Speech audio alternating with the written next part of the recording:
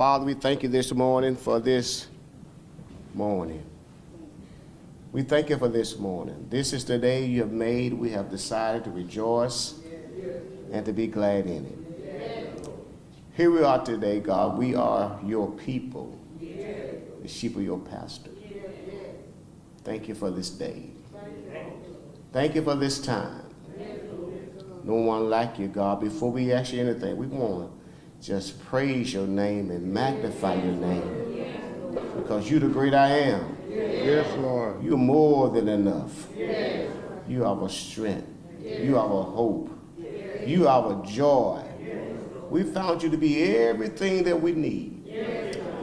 And now, God, we are in need this morning. We are in need of you, God, to strengthen this mother. Strengthen this entire family. In the name of Jesus. You've proven yourself to have done it so many times before. And we know you're not going to fail us now. Order their steps. In the name of Jesus. Yes, Lord. In the name of Jesus. You said we can use your name. And we're using your name, God, in the name of Jesus. Break down the stubborn wheel. Let the glory of your wonder be revealed. In the name of Jesus. Hallelujah. We thank you for righteousness. We thank you for justice. We thank you for righteousness. We thank you for justice. We know, God, your word is true. All things work together for the good. Even though we may not understand it, even though we may not trust it, but we trust you, Lord. Yes, but we trust you, Lord. But we trust you. Yes, when we can't trace you, we trust you, Lord. Yes, Lord. Thank you, God. Thank you, Father. Thank you for being our Father. Yes. Thank you for being our helper. Thank you for being our keeper. Yes, Now, God, do what only you can do. Do what only you can do. Hallelujah.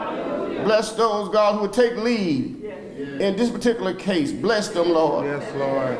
Bless them, Lord. Yes, Give Lord. them what to do, how to do it. Give them what to say and how to say it. And Satan, we're just going to remind you, you're already defeated. You're already defeated. We have the victory in Jesus' name. Amen. Amen. Amen. Amen. This time, Attorney Ben Crump.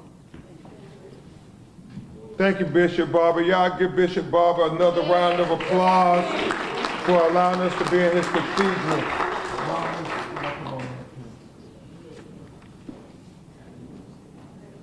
We got Dad. Come on. Davion, come on. Good morning. Good morning. I'm Attorney Ben Crump, along with Attorney Van Turner, Attorney Gabrielle Higgins, and Attorney Carr. We have the honor of representing the family of baby Cohen Cartier Wiley. Also present with us is his mother, Felicia Wiley, who you will hear from, and his father, Devion Williams, who you will hear from. We also have his grandparents and other family members who will tell you about what a sweet baby, what an active baby, what a beautiful baby boy baby Cohen Wiley was. We're here to stand for transparency, accountability, and justice for baby Cohen.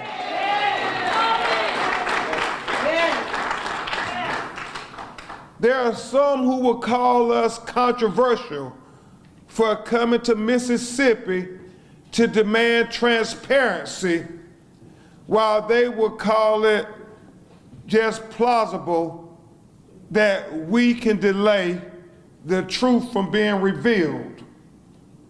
There are some who will call us controversial for coming to stand up for this black baby's life and try to say that everything is plausible to just take the word of the police.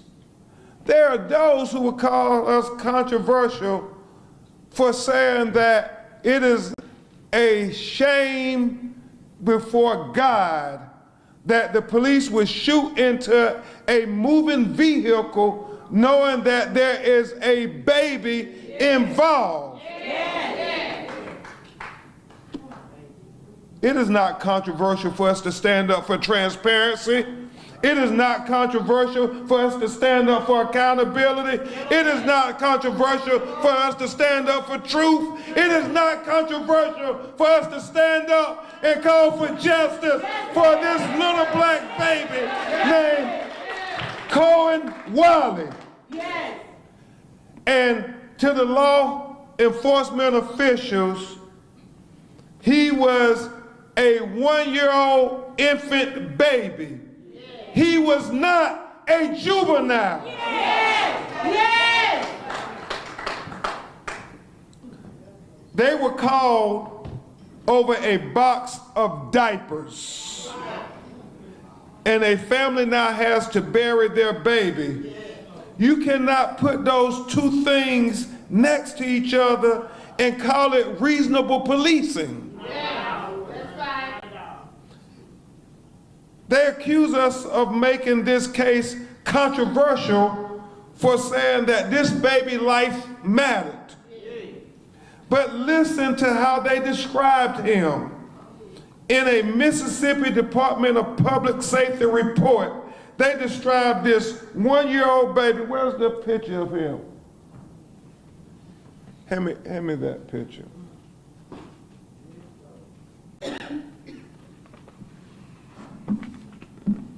They described this 1-year-old baby. They described Felicia and Davion's 1-year-old baby as a fleeing juvenile child. 2 adults and a juvenile fleeing. A 1-year-old baby described as a juvenile. You do not call a baby a juvenile unless you already are building a case to justify what you did to that baby.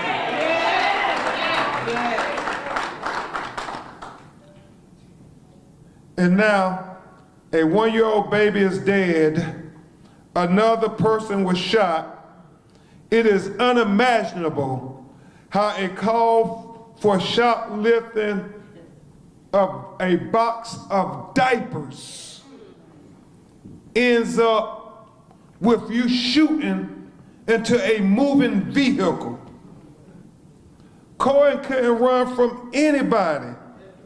This 1-year-old baby couldn't put his hands up. A 1-year-old baby is not a threat to an officer with a gun. This was in the middle of the afternoon in a crowded Walmart parking lot. Many others were put in harm's way when the police opened fire using deadly force. This morning, we are announcing that we intend to have an independent autopsy on baby Cohen, because the family does not want to rely on the Mississippi Bureau of Investigation's autopsy. They will not have to take anyone's word for how baby Cohen died. They will have the truth examined by someone who answers to no one but the facts, not the state of Mississippi, not the police department, not Tate County. We want the truth.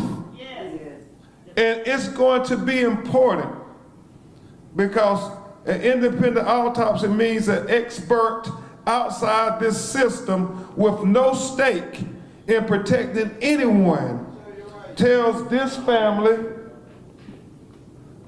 and tells the public, the community, and the country exactly what happened to baby Cohen's body. When a baby is killed in a police shooting, the family should never have to wonder whether they are getting the full story. This is how we make sure they get the full story, by having an independent autopsy.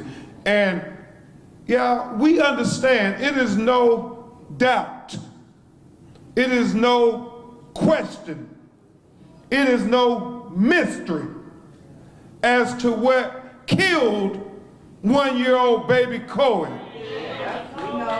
But we want the independent autopsy so we can verify the facts of the entry wound to the baby's body and the exit wound to the baby's body. You see, it's particularly important since we don't have the video, because they have not released the video, that the trajectory of the bullet, the entry wound of the bullet, the exit wound of the bullet, it becomes very important details into understanding how reckless and wanton and with disregard this shooting was by the Saratoga police officer.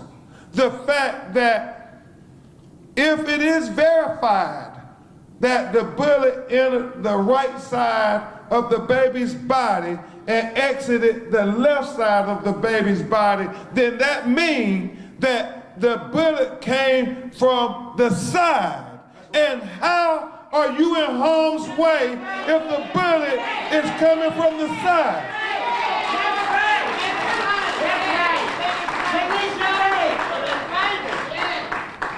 We know that we've seen snippets of the video from a cell phone that's been released to the media and on social media. And we see in that video, there doesn't seem to be anybody in harm's way.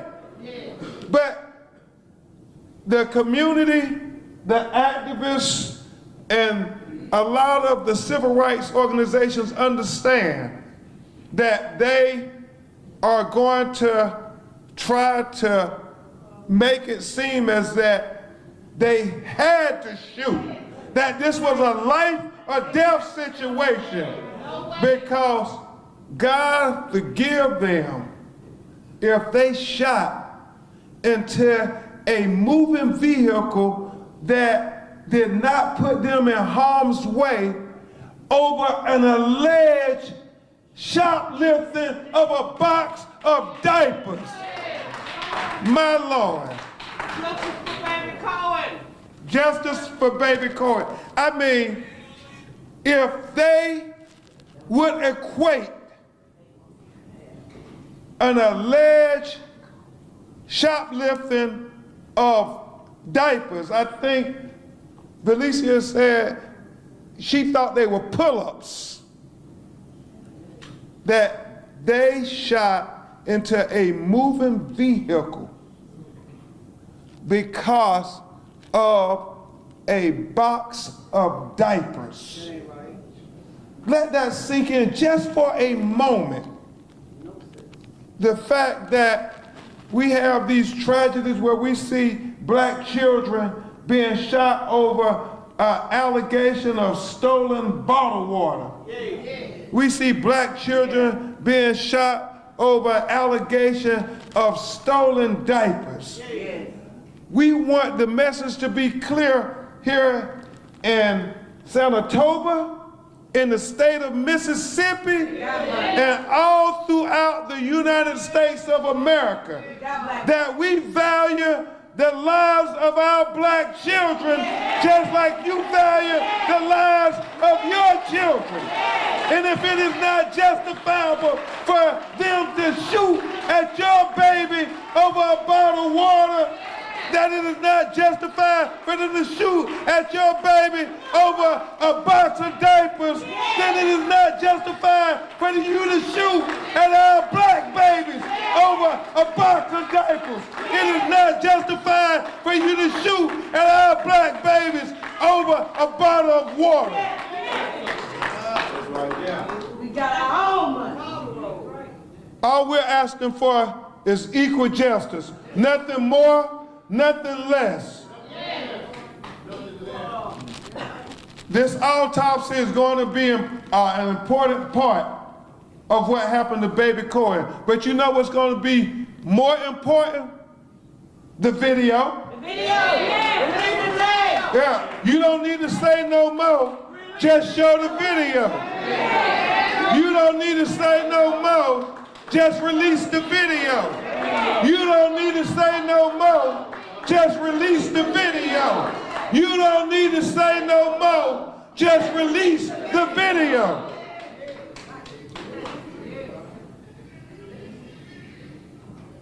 We have to ask the real questions. What is the policy on shooting at a moving car? And you know that there's a baby in that vehicle. Because most police departments across America train their officers not to shoot into what happened here, shoot into a moving vehicle. That is the policy of most police departments. And I just have to reason for a second. It's a shoplifting call for a box of diapers, Attorney Turner, Bishop Barber. It is a shoplifting call for a box of diapers.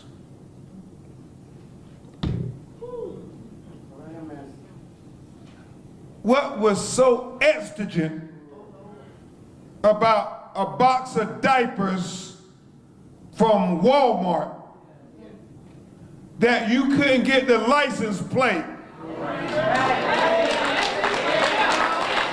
and not risk killing one-year-old baby Cohen?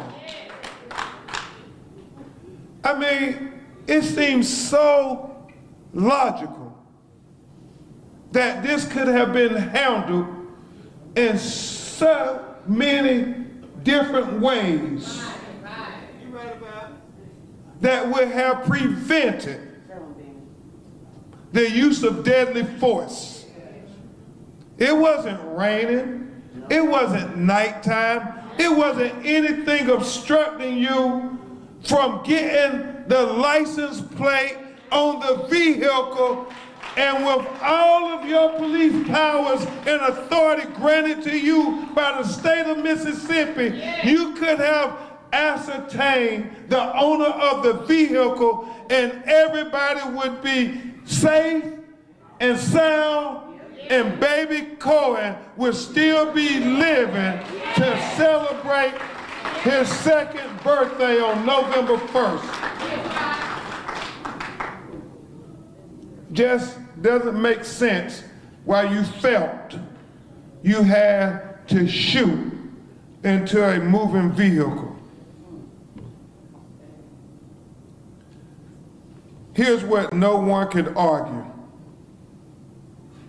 There was a beautiful little baby in that car in a crowded parking lot.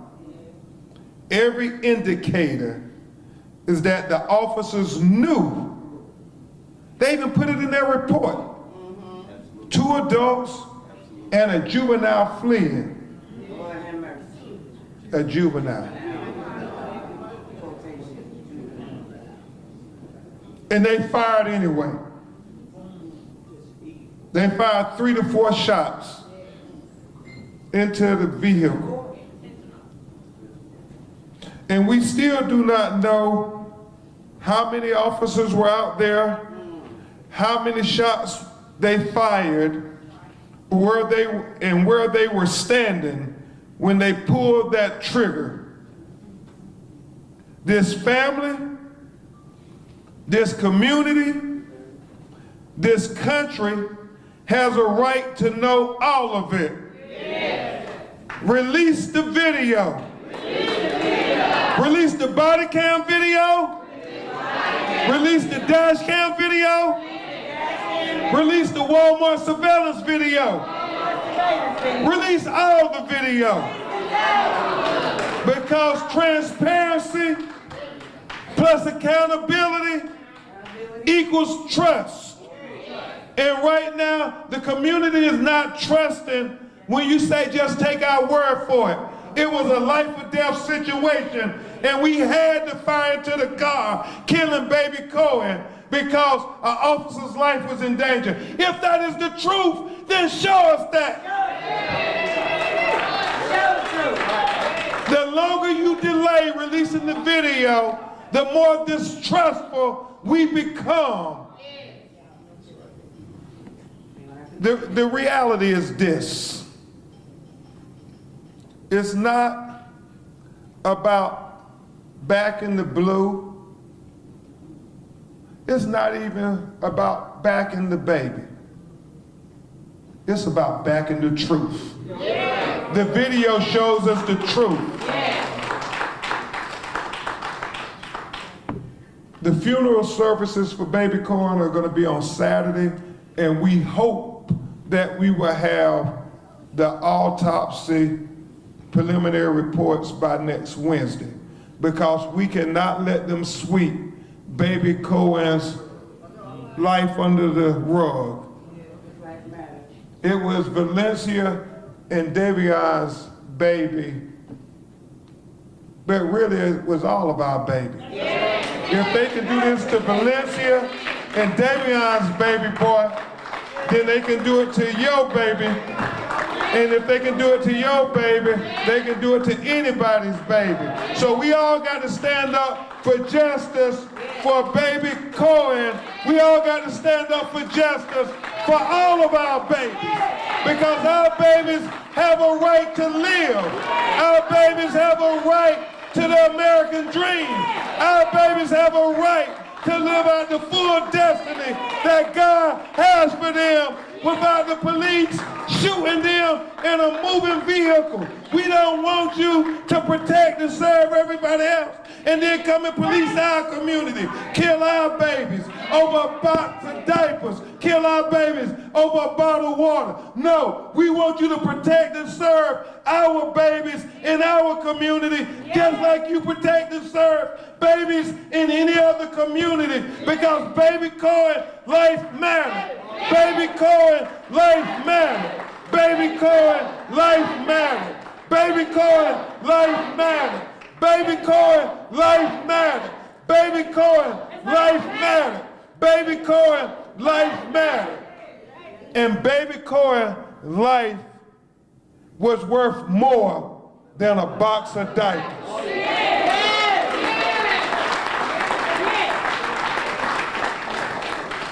At this time, before we bring up his family to address you and then to take your questions from the media only, we're going to have my co-counsel, a great civil rights leader who hails out of Memphis, Tennessee, who is also barred in the state of Mississippi. I can think of nobody better to fight this fight with. And we're going to have a team of attorneys working to get justice for baby Cohen. But yeah, a team of us to dot every I and cross every T and leave no stone unturned. And a person who's going to help us do that is none other than my friend, a great lawyer and a great brother, Attorney Van Turner.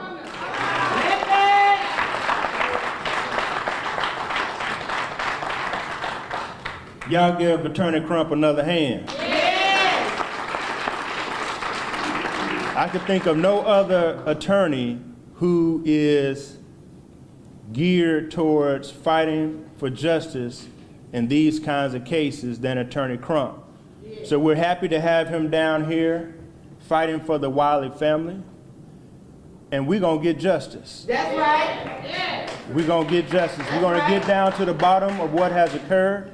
And we're going to make sure that no other family in Senatobia, no other family in Tate County, no other family in Mississippi or this nation would have to endure what these two young, beautiful souls are enduring today. Amen. Now, they call Senatobia the 5-star city, right? I've done a little research. So this is a chance for Senatobia to shine. Tell them, man. This is a chance for Senatobia to shine. If it is the 5-star city, release the videotape. Amen. I saw the video of the mayor. He's a dentist, right? He's a long-time dentist in Senatobia. He knows what's right. That's right. He knows what is the right thing to do. Amen. The body cam footage can be released today. We don't have to wait 6 to 9 months. They can release the body cam footage of the officers. The officers have body cams on. We know if their lives were in danger because we can tell from the body cam footage. Walmart has cameras all throughout the parking lot. Walmart needs to do the right thing and release the video footage. There's no reason to wait. The truth is going to come out at some point in time.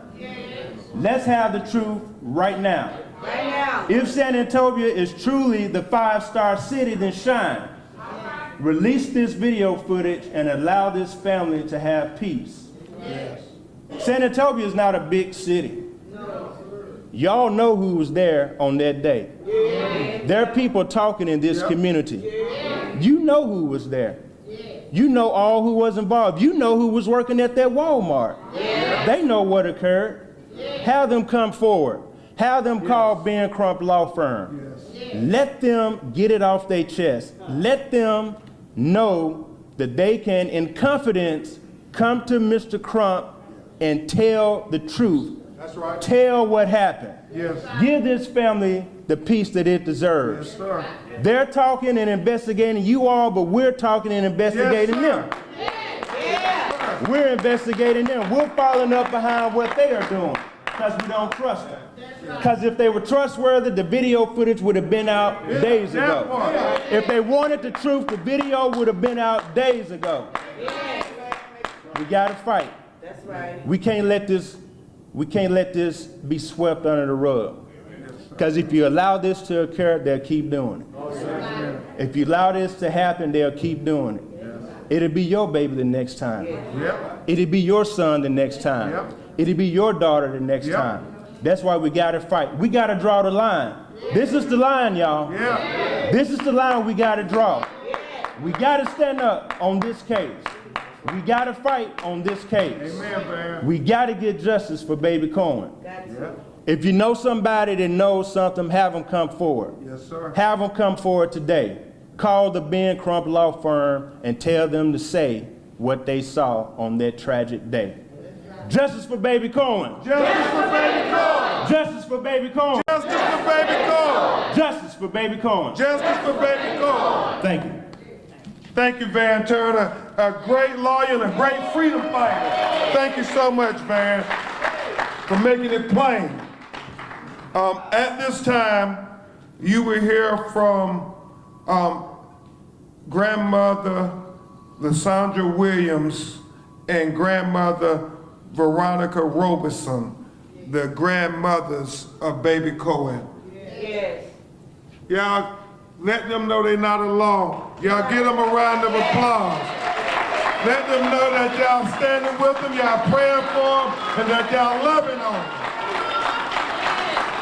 Miss Lysandra Williams. Speak it loud. You go.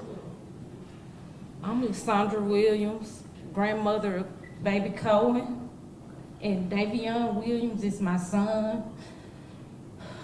Bear with me. Take your time, take your time. My baby was so sweet. He was a sweet little boy. So loving, so caring, and he smiled. I will never forget. Hearing that I was having a grandson, I have 3 grandchildren, but hearing that I had 1 grandson coming brought so much joy into my heart. I'm gonna miss him. They took away so much. I'm looking forward to graduation, first day of school, so much they took away from us. That's why we demand justice, because it's not right. Justice for baby Cohen. We deserve justice. Thank you so much. Thank you, Ms. Williams. Ms. Roberson. Good morning. Good morning. My name is Veronica Roberson. I am the mother of Felicia Wiley. I just want to come here and say that that baby meant everything to me. He is all I had, my only and my first grandchild. I took his mother to the hospital to deliver him, and I named him. So our bond was special. I watched them put that baby in her arms, and I watched her love on that baby. And they grew a bond so inseparable. That baby loved his mother, and his mother loved him. What these people took from us can never be replaced. I am hurt. I am devastated. I want answers. I want justice for that baby. Justice for baby Cohen. Justice for baby Cohen. Justice for baby Cohen. Justice for baby Cohen. Justice for baby Cohen. Justice for baby Cohen. Next, you're going to hear from his grandfather, Carlos Haynes, because his father, Devion Williams, is a little too distraught to speak. So we're going to have his father and Devion stand beside his father as they talk about his grandson, Mr. Carlos Haynes, who is the father of Devion Williams. How y'all doing? I'm Carlos Haynes, Davion's father. Corn was my grandson, and man, this was a little rough on me, and I just had plans on taking him fishing. And what hurts me most is when my granddaughter asks where he is. She's only 3 years old. And to see her play along, I just want justice for my dude, man. That's all I can say. Justice for baby Cohen. Justice for baby Cohen. Justice for baby Cohen. And now, before you hear from one of our community activists, we're going to have you hear from baby Cohen's mother, who is still, 1 week later, still having nightmares and having panic attacks over this tragedy. Obviously, nothing can compare to a mother losing their child, especially being shot while the baby is in her arms. So she is doing her best to try to keep it together through all the confusion and saw all of the mental anguish. So you all keep her in prayer, keep standing up and loving on her so she knows that she's not alone in trying to get to the truth and get to justice. Y'all stand to your feet and let's shout justice for baby Cohen so she knows she's not alone. Justice for baby Cohen. Justice for baby Cohen. Justice for baby Cohen. Justice for baby Cohen. Justice for baby Cohen. Justice for baby Cohen. Thank you. Felicia, we're going to stand here because I don't know if the stand is it okay if she stands here? Can y'all see her? Okay. Okay. Just say what's on your heart. Hey everyone, my name is Felicia Wiley. I'm the mother of baby Cohen. I watched my baby take his first breath, and I watched my baby take his last breath. I'm still in disbelief about the traumatizing event that occurred that took my one and only child, baby Cohen. I ask that you keep my family in your prayers, and justice for baby Cohen. Justice for baby Cohen. Justice for baby Cohen. Justice for baby Cohen. Justice for baby Cohen. Justice for baby Cohen. Ms. Robertson, will you come and talk about some of the things with the panic attacks and so forth with your baby? I know people need to know what she's going through. Since this incident occurred, my daughter's up at night. She's crying, and I know it hurt her because they together all the time. And now she has nothing. You know, she's not sleeping, she's not eating. You know, only thing we can do is just pray for her and try to get her some mental help. Panic attack. The panic attacks are occurring every day. I don't know how to console her in it because we never been through anything like this. It's different, you know. So if y'all know someone that could help us, please reach out and let us know. Please. Thank you so much, Ms. Robertson. What they relayed is the littlest things, the smallest things.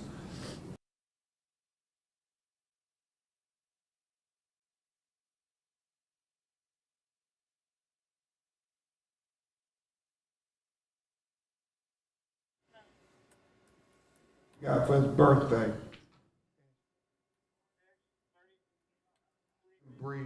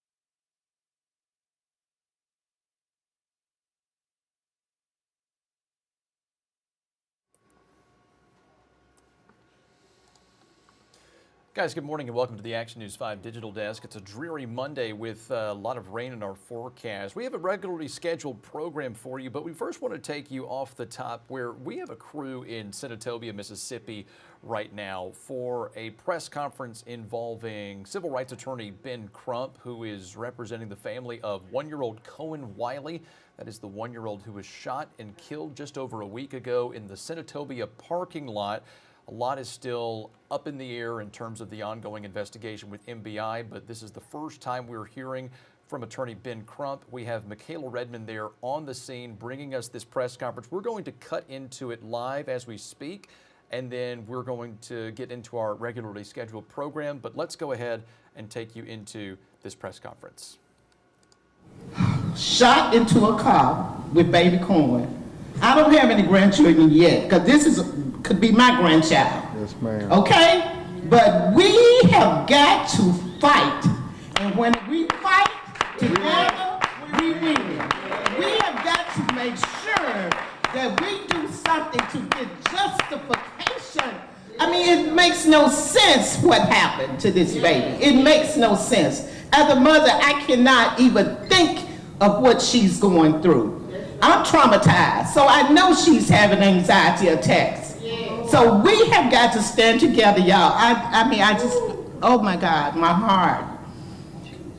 My God. But I just want you all to stand together in this community with this baby, with this family, and support her. She's gonna need it. We are going to stand, even though we're 45 minutes down the road, whatever she needs. My daughter was here the next day. She was fighting. She set up a rally. Yes, ma'am. And we're gonna be here. And I just want to thank you. He's been my friend for the past few years here, and I knew that we had to get Attorney Ben Crump here on this situation. So I'm praying for you, baby girl. And I love her. I mean, God knows, I know you got somebody here, you got another mama or grandmama, whatever you want to call me. I'm here for you, baby. Thank you. And you say, Thank you, President Vicky Terry, Memphis, NAACP. Justice for baby Cohen. Justice for baby Cohen. Justice for baby Cohen. Justice for baby Cohen. Before we bring up the final speaker to y'all, I just think it's so important that it's always a team effort. It's a collective. I'm so thankful to Marcus, Attorney Carr, all the activists. Attorneys, a lot of attorneys don't do this civil rights work, and I'm grateful that they call lawyers like myself and Van Turn and others say, we need help here. We can't do this alone. And I will tell you, we are not the end all. We need help from you in the community. We need y'all to be our co-counsels so we can get justice for baby Cohen. We in this together. If we don't all fight for justice, if we don't stand up for justice, we don't speak up for justice for baby Cohen, then the blood is on our hands too. The blood is on the hands of the Senatobia. Senatobia police officer who pulled the trigger. It's on the Senatobia Police Department. It's on the state of Mississippi.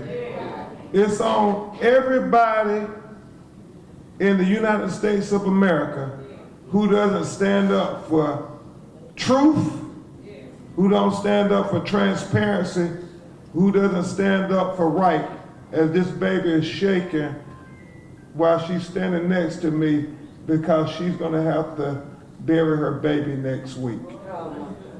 It's on all of us to stand up together. It's on all of us to stand up for justice for baby Cohen. At this time, a great community leader here in Senatobia, here in Mississippi, who knows about the history of too many of these tragedies around these parts, is going to address you all and have a call for justice, a call to action. And in doing so, he wants to acknowledge others who have had similar fates as Felicia and Davion are just embarking upon. And I tell you, the community activists are the first line of defense.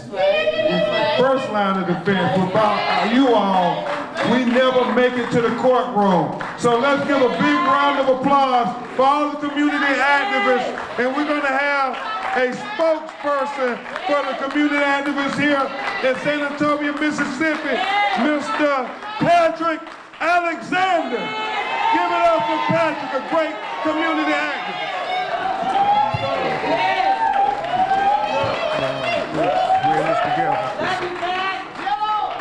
Good evening, everybody. Good evening. Now listen, I ain't gonna be long, but I'm gonna be strong. That's right. Let me say this to the family. Felicia, right? Yes. Davion, family, Yes, sir. stop being nervous. Stop being scared. Stop being afraid. That's right. You don't have nothing to be nervous about. You don't have nothing to be scared or afraid about. Yes, sir. It's your time. Yes, sir. It's our time and it's this community's time. Yes, sir. That's right. Tell him, Patrick. Now, I made a post this morning before I came into this sanctuary that has always been here in this community. Attorney Crump, I grew up right back here, this next street over. Yes, sir. 508 B Cox Street. Yes, sir. This is Newtown. The heart of the black community Yes, in sir. Senatobia, Mississippi. Yes, sir. It's the heart of the black community in Senatobia, Mississippi. As a matter of fact, this is where the police do most of their mischief. Right here. Right here.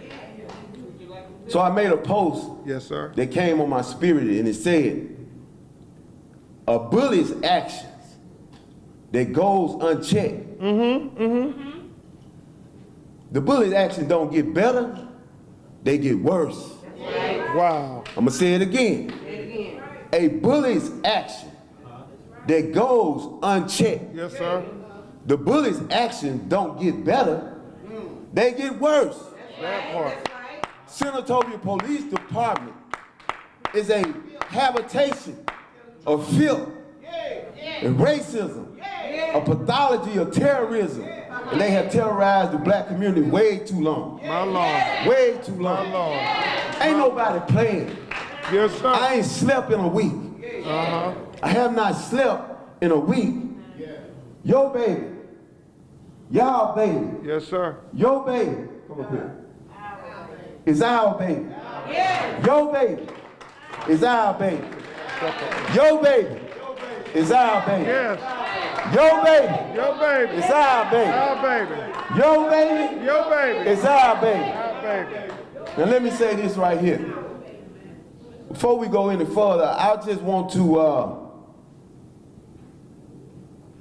apologize, first and foremost, to Baby Corn. Yes, sir. And I'm gonna tell you why I want to apologize to Baby Corn, and everybody in here owe an apology to Baby Corn. Okay. Because this is not our first rodeo. This is not our first walk around the block with Senatobia Police Department and their pathology, the sickness that they exercise. This is not our first walk. So everybody who have not responded like a human being supposed to respond when we have watched these egregious acts, that weight fall on you. We've been calling you to action. You just ain't came. Now it hit home. Everybody in here, I know all of you pretty much. You had an opportunity to fight and you walked the other way. That's right. We were telling you. Now what I want to do, I want to bring up some people, attorney. Yes, You sir. don't mind? Yes, sir. Mo, come up here. Stand right there. Brishari, where she go? Come up here. I want people to see this. These are families who love. These are families who have been victims, recent victims of Senatobia police violence. My Lord. And Mark, come right there. That's right. Stand up here. Everybody here, Attorney Crump, know what I'm talking about. Yes, sir. This has been proliferated all over social media. Now we have two little girls. I don't know if they even made it. Anaya. Thank you. I want to talk to you when we get through. Anaya. And who? Did they make it? Alasia and Anaya. And Quintavious here? Tell them to come up here. Get him up here. We're not going to be long. We need to do this. Quintavious, where you at? Well, while you making it up here, we have 2 little girls. Yes, sir. That were beat up right here. Right down the street after getting out of school. And after they were beat up by the San Antonio Police Department, they were sent to the Juvenile Detention Center in Corinth, Mississippi. A very horrific experience. Is it on video? I want to, yes, sir, all of this is on video. You go back and check it out because we need to establish a pattern. Exactly. Yes, sir, Exactly. a pattern. This is a pattern. A pathology of racism. Every one of these people has suffered recently, and this community know about it. Mark home was invaded, unlawfully invaded, and he was almost killed by the San Antonio Police Department, almost tased to death. Y'all know it. Bear witness to it. He was almost killed in his own home by the San Antonio Police Department, almost tased to death. And it wasn't by some miraculous act that the chief was tased himself. Man. Mark probably would have had his neck broke. He said the chief told him, I'm finna kill you. Oh my God. My Lord. All right? My Lord. He survived that. They tried to send him to Parchment. Quintavious was arrested. 10-year-old Quintavious at the time was arrested for peeing outside. Arrested. Wow. Right here. 10 years 10 old. years old, right here. My Lord. Brashari just last year, on Mother's Day, parked temporarily in a handicapped parking spot awaiting her mother, who we all love in this community, Miss Faulkner. Yes. And she was drugged out of her car in the presence of these children that she holding and beat on the ground My Lord. on Walmart parking lot for a parking violation or parking in a Walmart, handicap. the same Walmart? The same Walmart, that's where I'm trying to go. The same Walmart where Quintavious, no, I'm talking about Quintavious. Take your time. Cohen caught a state-sponsored bullet. A state-sponsored bullet. My Lord. Now we got crime and violence in our own communities where everybody want to deflect to black-on-black crime. What we gonna do about black-on-black crime? Well, that's our duty to handle black-on-black crime. But what we gonna do about state-sponsored crime? What we gonna do about the bullets we paying tax dollars for killing our children? What we gonna do about that?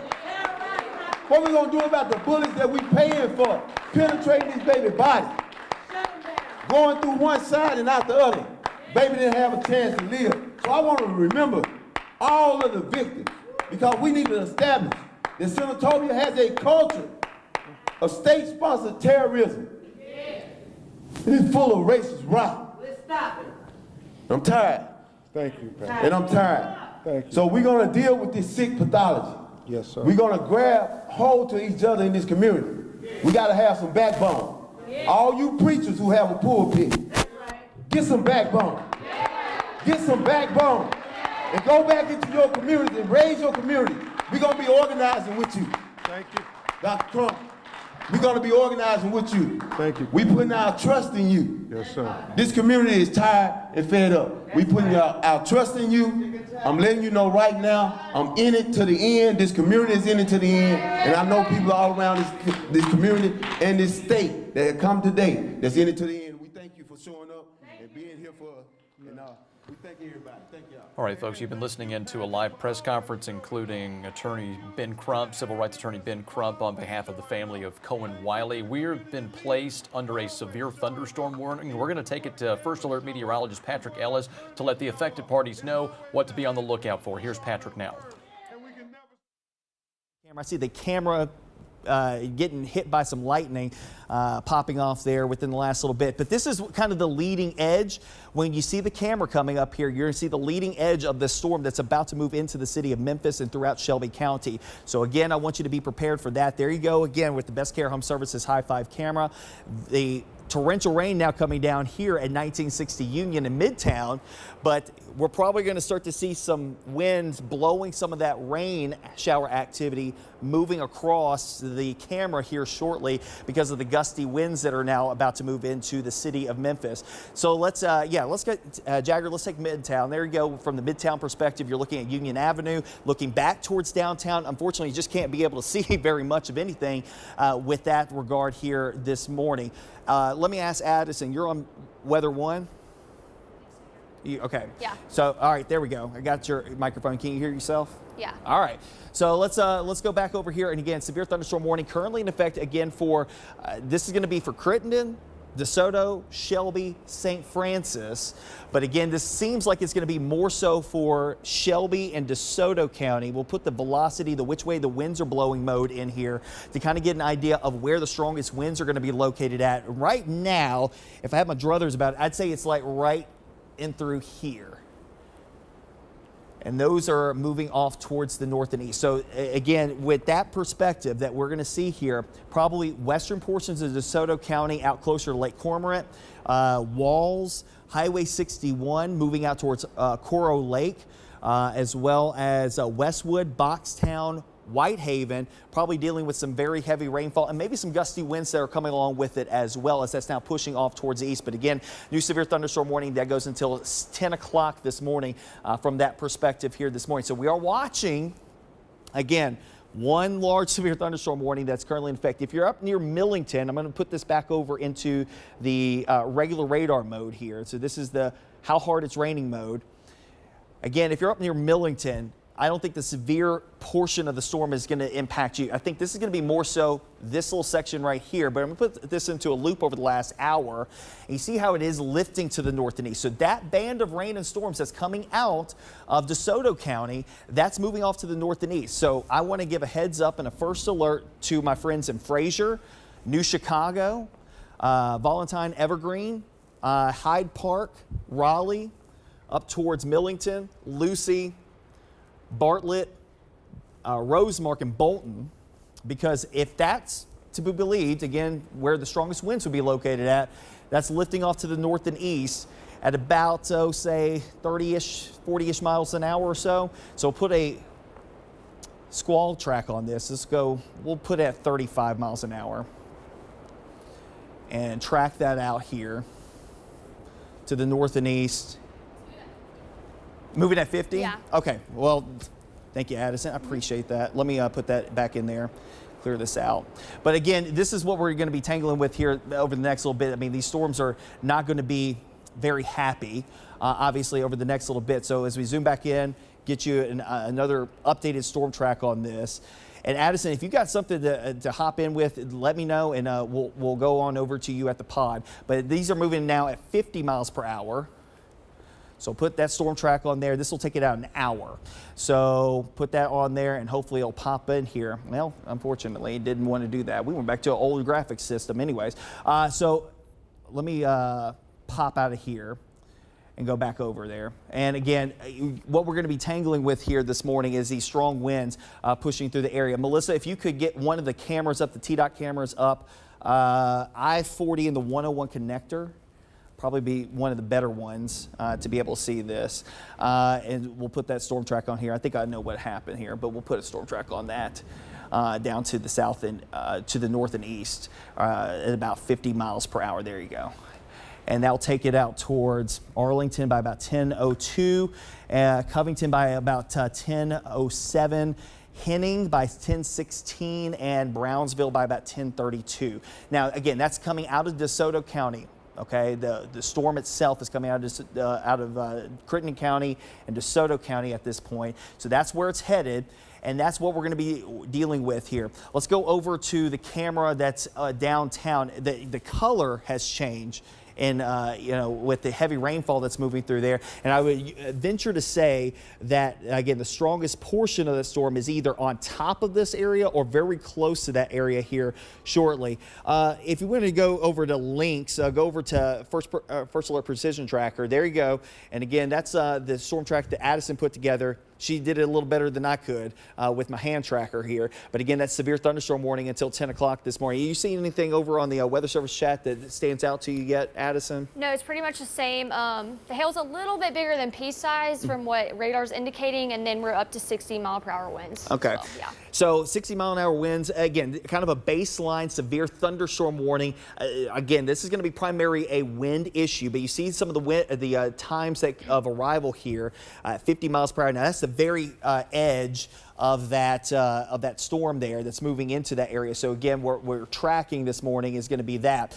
Let's go back over to the home view and we'll start there and clear everything out. So again, the active warnings that we have currently, two really, not just the fact that we have a severe thunderstorm warning for the mountain zone there, extremely heavy rainfall coming on there. You're looking towards, I do believe you're looking to the south from there. So the flyover ramp that you see right there would be 40 eastbound to the 101 connector heading out towards Thomas Street, and the car that you see there, they're going 40 eastbound going out towards Watkins and Hollywood. So that's what we're having to see right now. That's, again, very close to the very heaviest of the rainfall that's moving through. Zooming in a little bit closer here, and we'll put the radar back into the which way the winds are blowing mode, because again, that's where we are watching the stronger winds. You know, a couple of things that are standing out to me, Addison. Yeah. You know, this would be winds going towards the radar site, so winds are coming more southerly out of the south and west. That's the predominant wind today. The winds here, they're coming more away from the radar site, and they're going towards the south. So there's a stalled boundary somewhere very close by. And sometimes with these stalled boundaries, these storms can latch upon them. One thing I'm noting here, there's a little notch right here. And from a standpoint of the which way how heavy the rain is coming down mode, you wouldn't necessarily see that, but there's a little notch right here, some little gusty winds coming up towards President's Island and Boxtown right now. And that'll be something to watch. Nothing as far as a tornado is concerned at this point, but I do want to keep an eye on that little notch right there that is coming up through Boxtown right now, off to the north. 1 inch of rain per hour. 1 inch per hour over in West Memphis? Yes. That makes sense. I mean, Yeah. you know, these are very efficient rain producers. We'll go over to the rain rates, and you'll see here, you know, a couple spots here. You know, if that's correct, you know, this may be a little bit contaminated, but, you know, 2.5, almost 3 inches an hour in some of these heavier rains coming through here. And it has been pretty prolific, especially this morning. Of course, Addison, you're looking at that from the perspective of the rainfall. We'll come back to the severe thunderstorm warning, but I do want to give a heads up and a first alert to everybody in Shelby County. Again, basically from Coral Lake back over towards Whitehaven, South Memphis, Mallory, moving into Midtown, Orange Mound. That's where the strongest of the storms will likely be coming across. And we'll go back over to the velocity mode real quick because I want to show you that. That's what we're dealing with, is the wind, more so than anything else, along with the potential for heavy rainfall. But really, truly looking at that, as I'm not 100% on this warning. Yes. If that makes sense. Yes. I think that this is a precaution, to say the least, but I will say that there's definitely some gusty winds that are coming up from the south. It's trying to push that frontal boundary back north, and that may also jostle around where the heaviest rain band is setting up. Yeah, it's just really, it's coming down really hard. You can hear it over here as well. But reflectivity on here looks very heavy, especially with the red. That is all really heavy rainfall. We've already talked about 1 inch per hour in West Memphis. That is currently happening, as you can see. Kind of want to zoom out at what we're looking at overall. We've been seeing this happen throughout the entire morning hours. We've seen a lot of flash flood warnings, mainly in East Arkansas. I drove through that earlier, and it was just really heavy rainfall. So if you're out and about right now, please pull over, especially if you were in West Memphis, as we're going to continue to see this rainfall move through. Going to go ahead and look at base velocity. Yes, very heavy winds, as you can see in West Memphis. I'm not really seeing too much rotation within this at all. I don't think a tornado is potential within this, but again, some heavy winds within this, some strong winds up to 60 miles per hour. Not too much of an update, currently still seeing that 1 inch per hour. If I switch over to the accumulation, that's what we've been seeing. If I even zoom out, check this out. We're seeing a lot of rainfall, especially we're heading to Covington. That's basically where this is headed. So we're sticking in our DMA. We're heading to Covington. That's basically where this is headed. So we're sticking in our DMA in our viewing area. Gonna go ahead and look at this. Millington 9:29 a.m., Arlington 9:31 a.m., Galloway 9:34. We're all making our way all the way to Brighton at 9:45. So this is moving pretty quickly as we head into the rest of the morning hours. This doesn't expire until about 10 a.m. So we're going to stick with you until 10 a.m., especially until this moves out of Shelby County. Again, if you are in the Memphis metro area, you need to make sure to be cautious on the road. This is getting closer to the Midtown area. I'm going to zoom in on exactly kind of what roads we are on. Kind of crossing over 240 right now, getting closer to Chickasaw Gardens and Binghamton community. So if you're in the Binghamton community and the apartments complex over there, make sure to be cautious on the roads over there. Morningside Park, Madison Avenue, Poplar, getting close to the tall Hilton Circle Hotel, Faxon Avenue, Evelyn Avenue. This is going to continue to move northeast, so it's not necessarily making its way to Cordova, even though we are seeing heavy rainfall within the Cordova area. But overall, we're seeing flash flood warnings just continue. I wouldn't be shocked if we got the flash flooding within this storm just because of all the rainfall that is accumulating within this. Patrick, are you seeing anything else? So far, you know, you're hitting the nail on the head there, Addison. Of course, we're still dealing with this one storm that's working its way through Shelby County. I keep going back to the velocity mode, and I'm not overly impressed. Now, what I am impressed about is what's happened above our heads here at 1960 Union. Let's take that camera here at the station because I want to see what everybody's dealing with, because yes, there's some gusty winds, but I'm going to tell you, these rainmakers, they are efficient to say the least. I mean, this is some heavy rainfall that's coming in here in Midtown Memphis, and it's not just Midtown, it's wherever that heaviest pocket of rain is currently located at. Currently, we are sitting, if you want to know, we are getting about 2.3 inches per hour at the present here in Midtown Memphis, and we're up to just about 9/10 of an inch of rain accumulated. So let's go back over. Yeah, let's take the Clark Tower camera. And it may be a little bit lighter, but of course we're a little higher up in elevation here. The heaviest rain's about to move down there. That's looking to the west, down Poplar. So you're looking past like Huey's and Chick-fil-A, heading out towards the Colonial, Target, and Laurelwood. That's the direction you're looking at here. Of course, torrential rain. Let's go back over to radar now. And again, you're going to see from that perspective, again, here would be Poplar. That camera sits like right here. So they're in a lighter spot here, but man, oh man, Midtown, Valentine Evergreen, New Chicago, Smoky City, up towards Fraser, it is coming down in buckets right now. And all of this is moving off towards the north and towards the east at about, say, 50 miles per hour at this point. So I'm going to put a storm track on this and kind of give you an idea of where that's headed. 50 miles per hour. And again, as this moves off to the north and east, some of the spots that will be affected, Mosh by about 9:31. So moving out towards East Memphis, 9:34. So we're talking about places like Laurelwood, over towards Belmead. Bartlett, 9:39. So the time right now is 9:32. So a couple minutes away from the heaviest stuff coming into Bartlett. But I mean, it's coming down in Bartlett right now. So don't get me wrong. And we've already gotten some reports of a tree down on Billy Mayer Road earlier this morning near St. Elmo. There on the western side, northwestern side of Bartlett. Shelby Farms, 9:40. Cordova, 9:44. Brunswick, and I'd say Bolton as well, about 9:48, same thing in Lakeland.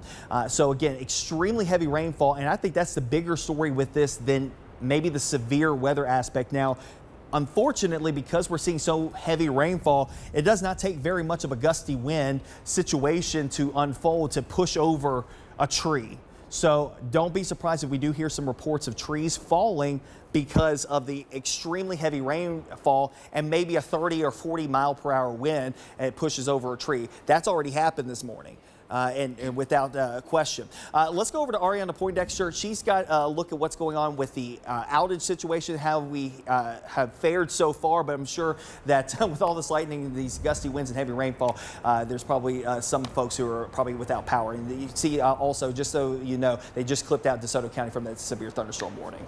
Yeah, Patrick, so far so good when it comes to outages. Looking at the MLGW outage map right now, 99.94% of people do have power. I'm going to walk you through it. We don't have that map for you, so we apologize for that. But again, looking at this map on my computer, again, most people do have power. There are only 241 customers without power at this time. Again, I'm continuing to look at the map here. I will say it was interesting. Patrick mentioned, Bartlett and Lakeland. Those are the areas that I am seeing where most of those customers are without power. But again, the good news, most Memphis Light Gas and Water customers do have power at this hour. This is something obviously we're going to continue to monitor.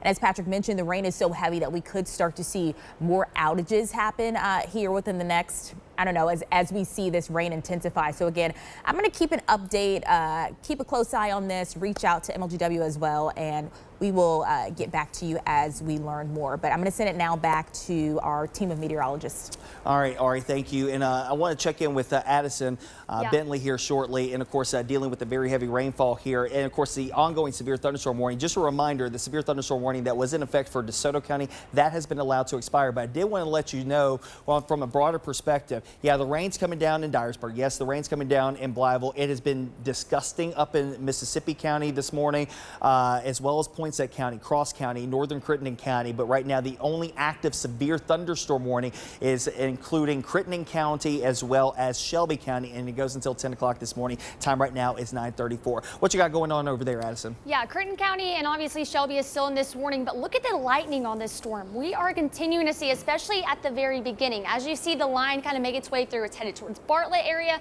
closer to Germantown. I do suspect this moving more northeast. So areas like Collierville, you probably won't get caught up too much in this as we are seeing, but areas of Mumford, Mason, Covington, Brownsville. If you're on the interstate of I-40 heading into 240 from Arlington to Millington, this is going to hit you probably in the next 15 to 20 minutes. So therefore, it's going to be some heavy rain. Pull over if you get caught up in this. This is no joke. It's continuing to pour down, as well as the lightning. If you're stepping outdoors, very flash lightning is overhead as well. I'm kind of going to zoom out a little bit and move over to East Arkansas a little bit, because we're looking at Shelby County, but also a lot of rainfall and lightning as well in Poindexter, Coldwater. I'm going to turn off this lightning for us. Love Place, Clower, Earl, Parkin, Dixie, Gladden, you're continuing to see this, but areas like Wine, Arkansas, as well as Caldwell, you're out of this, as well as Forest City. So you're pretty calm over there, but moving into Shelby County, that's where we're seeing a lot of this lightning, a lot of the rain pouring down. This is just continuing to move about 50 miles per hour. So it's not too slow for us to get out of Shelby County pretty fast. I'm going to go ahead and turn on base and actually storm relative.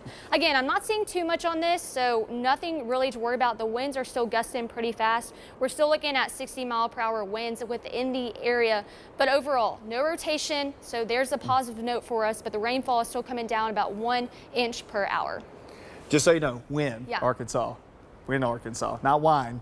Yes, just, win. Sorry, just so you know, y'all know Addison's brand new here, so but she's holding her own here this morning. We appreciate her being in here with us. I do want to let you know again, from the flood perspective here this morning, still a moderate risk for flooding. That's what we're, I think, more so focusing on here this morning rather than the severe weather aspect. I know it's loud outside. It's loud here at Action News 5, but to be honest with you, I'm looking at that radar. I'm not overly concerned right now from the perspective of strong winds. Now, that could change very quickly. We are watching it closely. Let's go over to that camera. Let's look at 40 and Sam Cooper.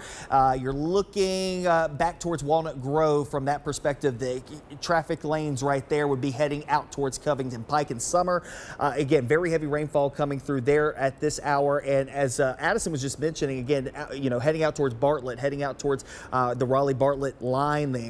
Also, we're talking Brunswick, Lakeland, Cordova. Those areas also will be infected by this, as well as the strong winds start blowing in our direction, and also the torrential rainfall too. 9:37 the current time, and again, we'll go back over to VertAlert Doppler radar. And again, what we're tracking here is this particular storm that has an active severe thunderstorm warning associated with it here this morning. Let me put that back in play mode so we can move it from the wall. But again, There we go. And we'll zoom into that one storm that is working its way again through a good chunk of Shelby County. Now, I don't want to discount what's going on over here in Crittenden County. Disgusting weather right now. I'm looking over at your links on the precision tracker, and the rainfall rates are pretty bad. Well, actually, I think that goes back to 7:30, so that's from earlier this morning. But, you know, the extremely heavy rain that's coming down at this moment, 3 to 4 inches per hour. And I think that that's more of a concern than maybe the severe weather aspect of this. Let's go over to the which way the winds are blowing mode inside the First Alert Doppler radar. And again, I'm just not overly concerned based off of that here this morning. There might be some gusty winds, and that's what I'm saying, that from that perspective, I wouldn't be surprised a 25 or 30 mile per hour wind coupled with a rain rate that's approaching 2 and 3 inches per hour, that you could get a 25 mile an hour wind and all of a sudden the trees go down or a power line goes down. So, you know, it doesn't take very much for that to be the case here this morning. We'll go back over to the how hard it's raining mode.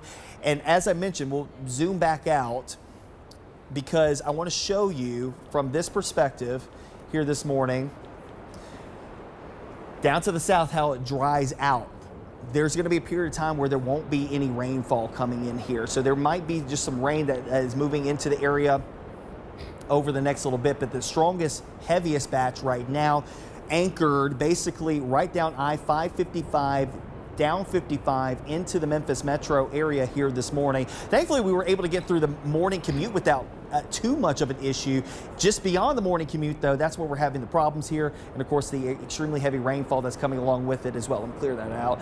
And we'll start back over. And again, that is going to continue its northward track off towards the north and east. And that's interesting because it wasn't but maybe 2 or 3 hours ago, all of this was moving down towards the south and towards the east. So when we put this into a loop, you'll see it going back northward. So it's retreating back to the north at this point, and of course the heavy rainfall is coming along with it. So once this little batch of rain comes to an end in your backyard, and I think here shortly in southwestern Shelby County that will be the case, you know, there's going to be a lull in the activity. Things will lighten up for a little bit, but we're not completely done with the rainfall just yet. I do want to let you know, again, we still have that flood threat for today, a moderate risk. It is higher on mine than normal, than what we normally see with like a marginal or a slight risk for flooding. Today, we've already had active flooding back over in Arkansas, and we still have the ongoing issues of a strong or severe thunderstorm. Obviously, that's why we're on the air with you right now from the severe weather aspect here this morning. Addison, anything from the Weather Service on this storm? No, actually, but we are looking at rainfall totals. 7 inches in Cross County. It's a lot of rain within the past hour, as well as Shelby County, still an inch of rain. And then getting over to Oakland, closer to Fayette County, we're getting close to an inch as well. So we're not just looking at Shelby County, that's also getting all the rain. Also parts of East Arkansas is getting a lot of rain and getting into Fayette County. The next place for this to go is heading up into Tipton. We're going to see a lot of rain headed more to Brighton, Ripley, Brownsville, even getting up into those areas. And that's going to continue to push. Once the back of this system moves through, we're going to have a little bit of a break. Could see some afternoon storms as well, just like this, just because we are seeing the heavy rainfall throughout the day. Again, like Patrick said, we're not too worried about the wind as of right now, but it's mainly the rainfall that we are continuing to keep a watch on with these rainfall totals that we are seeing. I'm going to go back to reflectivity and just kind of zoom out again and clear this out. We're still seeing all those flash flood warnings. This one's going to continue until 10:30 a.m. as well as the Shelby County one continuing until 10 a.m. That's not expired in any other way except in DeSoto County. It's still sticking in Shelby County, and as it continues to move northeast, it's still staying at 15 miles per hour. As we track this out, it's going to continue to move to Covington, Ripley, Humble eventually, and then in Dyersburg. So if you're in any of these areas, you know all this rainfall is going to continue to come. It's not really slowing down at all. We can look at a few of our cameras, especially over downtown. It is pouring outside right now. All the rain, you can hear it over the roof. As I went out this morning, the past like 4 hours, look, check that out. It's covering the camera outside. So if you're on the roads, please pull over. Be cautious, especially in Shelby County, as a lot of people out right now. It's about 9:42 this morning. So if you're on a break, pull over on the side of the road. This is going to continue till about 10 a.m. But areas closer to South Haven, you're pretty much out of this. Going to zoom in closer to West Memphis. Yes, you're still in the heavy rainfall, but most of the heaviness has moved closer to Memphis, to Midtown, heading to Fraser, to Bartlett. If you're anywhere getting on Austin P Highway, that's where you're also going to see a lot of the rainfall happen, getting on 14, headed to Millington, getting to Covington. The smaller cities is where you're going to see a lot of the rainfall slowly come in and in. Going to go back to storm relative velocity. Again, not too much happening. We're still seeing some winds blow in, but again, they're not truly confirmed. Radar indicated 60 miles per hour. National Weather Service still is not saying too much, but as far as our accumulation, the past hour, we are increasing within that. Gonna go ahead and put a dog on what we could see. We're heading out 50 miles per hour northeast, okay? So all this rainfall that you're seeing, it's gonna head to Arlington, Galloway, Joyner, Atoka, Munford, Braden, Wilson, Mason, Brighton, Gill Edge. So any of these in the next 15 to 20 minutes, you're going to get the rest of this rainfall that we're seeing in Shelby County. We're already seeing over rates of 1 inch, closer to 1.1 inches, and even some in East Arkansas closer to 1.5 inches. So because of that, make sure if you're in any of these counties to the northeast, that's where we're getting it. We saw a lot of rainfall this morning, but we haven't seen this much in Shelby County all morning. It's kind of been consistent, so as I've headed out on the roads all morning, it's been kind of dangerous, even with not a lot of rainfall, so make sure to be cautious on the road. A lot of ponding, especially under those bridges, so be careful. Patrick. Let's take that camera 240 and Lamar now. Thanks, Addison. And of course, we'll go back over and kind of give you an idea of what's looking at. I just looked at the wind gauge here. We've not gone over a 24-mile-an-hour wind here at Action News 5. Now, again, that actually occurred at, I think, at 8 o'clock this morning. So we've actually had a stronger wind than what we're dealing with right now. Again, that's 240 looking south at Lamar. This is going to be in the Midtown area here this morning. It is hard to see things. You've got torrential rainfall and the frequent lightning that's coming along with it as well as we're approaching 9:45. I do want to make a reset on this here and kind of give you a broad brush. I want to head back over and talk to Ari here in a second. But I want to give you kind of a broad brush of where we are right now, and then we'll reset back into the city and around the county. Again, you've got Dyersburg, Blytheville, Alamo, Covington. Right now, just light to moderate rainfall for you guys. I do not want to discount what's going on over here near Somerville or Bolivar and Selmer, but as far as severe weather is concerned, yeah, it's heavy rainfall. Do not get me wrong. Highway 64 is a mess. It's going to be a mess along Tennessee Highway 57 here this morning. We also have slowdowns out along I-40, 269. It's not great to say the least. But as far as that's concerned, we are still dealing with the one severe thunderstorm warning around Shelby County, as Addison was mentioning, again moving off to the north and east. Melissa, if you could get one of the cameras down, maybe near Hernando. I just want to see, the compare and contrast between, a couple of miles and what that will do for you here and we'll get that up here in just a second. But again, Millington, Bartlett, Cordova, Lakeland, extremely heavy rainfalls moving through your area. And as I mentioned, when we go back over to the which way the winds are blowing mode inside of First Alert Doppler radar, again, you don't see very much here. It's not super bright red, super bright green. Closest of that would be down here towards the south and west, but I think that's looking so far enough in the atmosphere that it's not necessarily hitting the ground right now. To get severe rated winds, you'd have to go about 4,000 or 5,000 feet up in that same area. That can be transferred down to the ground. Do not get me wrong. I've seen crazier, but from this look here, it's not super impressive. I will say though, from this idea, a 25 or 30 mile per hour wind gust can very well, with the amount of rainfall that we're getting here in short order, could very well cause a tree limb to come down or a power line to come down. So don't be surprised if the power does get jostled around just a little bit here in Shelby County, also into Crittenden County, also maybe into Fayette County as well. Tipton County, you're next up in line from this as it moves off towards the north. Let's check in with Ariana and see what's going on with the power outage situation, see if there's been any jostling of the numbers here upward or downward.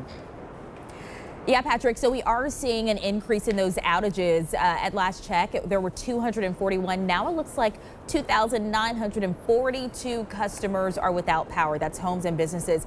Taking a look at the map here, originally we were seeing a lot of those outages in the Bartlett, Lakeland area. Also seeing a lot in Whitehaven right before you get to State Line. Let me zoom in here on my computer as well.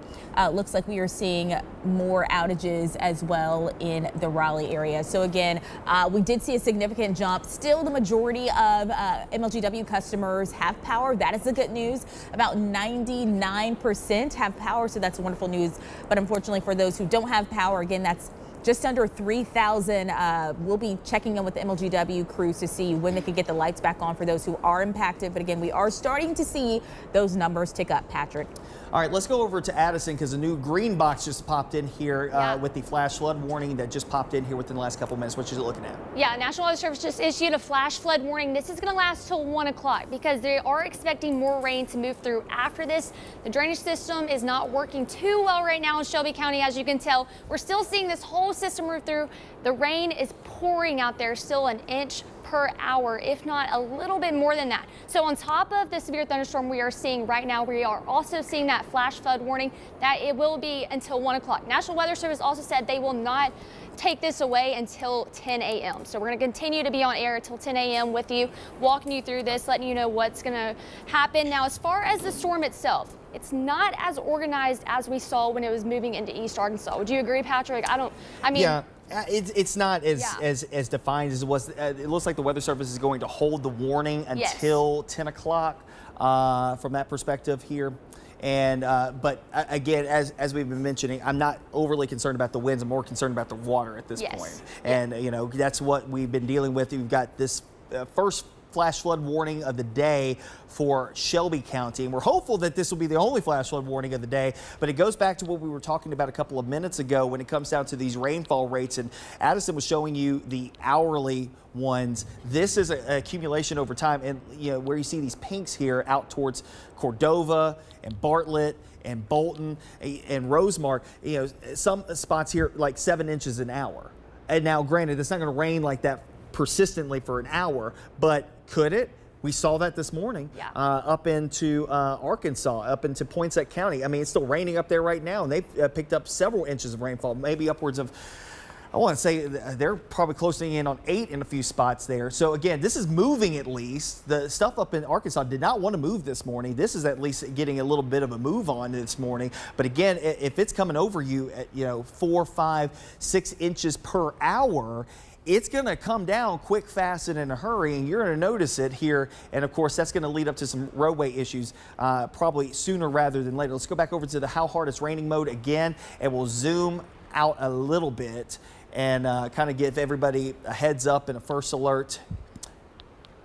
Yeah, National Weather Service just said they don't anticipate after the current one expires to do another one. Okay. So, all right. So what we're going to do, Melissa, what'd you say about cameras? All right, so let's go to DeSoto County now. This is going to be I-55 and 269. A completely different world down there in Hernando. You're looking southbound 55. So the next road up would be Green Tea Road. Going back over towards Commerce would be the next exit from here. You're looking southbound like if you were heading down towards the Coldwater River. And, it's a completely different scenario. Now, if you could get one of those cameras up, let's go Stage Road or Highway 64 and I-40. That'll be the next one. So we'll pop back into Shelby County here shortly. And that would be right here on the edge of this. So where Stage Road comes across I-40 there, I mean, out there by like Sunrise GMC, you got what else? Walmart and Sam's, all that out there, Wolf Chase, that whole area probably inundated with very heavy rainfall. Down Germantown Parkway, no good. Not going to be fun if you're traveling from maybe Bartlett down to Germantown. Germantown Parkway is going to be a parking lot probably because of this heavy rainfall. And we're not discounting our friends in Collierville or Germantown for that matter. It just hasn't really gotten there yet, but now it's on top of Germantown. It's heading into Collierville. Arlington's next in line, but it seems like this is going to be the heaviest batch right here, but it stretches back over towards Fraser and Raleigh and continues to work its way off towards the east and northeast at about 45 to 50 miles per hour. You got a storm track on this, and Yeah, I think that might be a little too far to the north, Addison, based off of, because we might be looking more so this stuff that's coming out of Arlington, Lakeland, Cordova, and Germantown, and kind of shoot that back over towards Fayette County a little bit. And I'll let you reset that, and then we'll go from there. But let me know when we have that camera that's going to be at Stage Road and I-40 and kind of give an idea of what's going on out there. But if you're traveling right now, I mean, the amount of rainfall that's coming down is immense. It's starting to slacken up a little bit here in Midtown. Of course, where we are is like right here. So we're in between two heavier cells. If you're down near Coral Lake, near the state line, it's lightened up a great deal from where it was a couple of minutes ago. My friends in Crittenden County, it is still coming down from Marion up along Arkansas Highway 77, also along US 64 this morning, starting to lighten up at least along 64 as you're heading out towards Crawfordsville, Earl, and eventually out towards Parkin, and then still coming down pretty good in West Memphis at this point. Jagger, if you could, okay. First, before we do that, let's go over to the camera up in Cordova. This will be on the Cordova, and that would be looking south, I think. No, wait, hold on. That's not the camera I was looking for. Which camera is this, Melissa?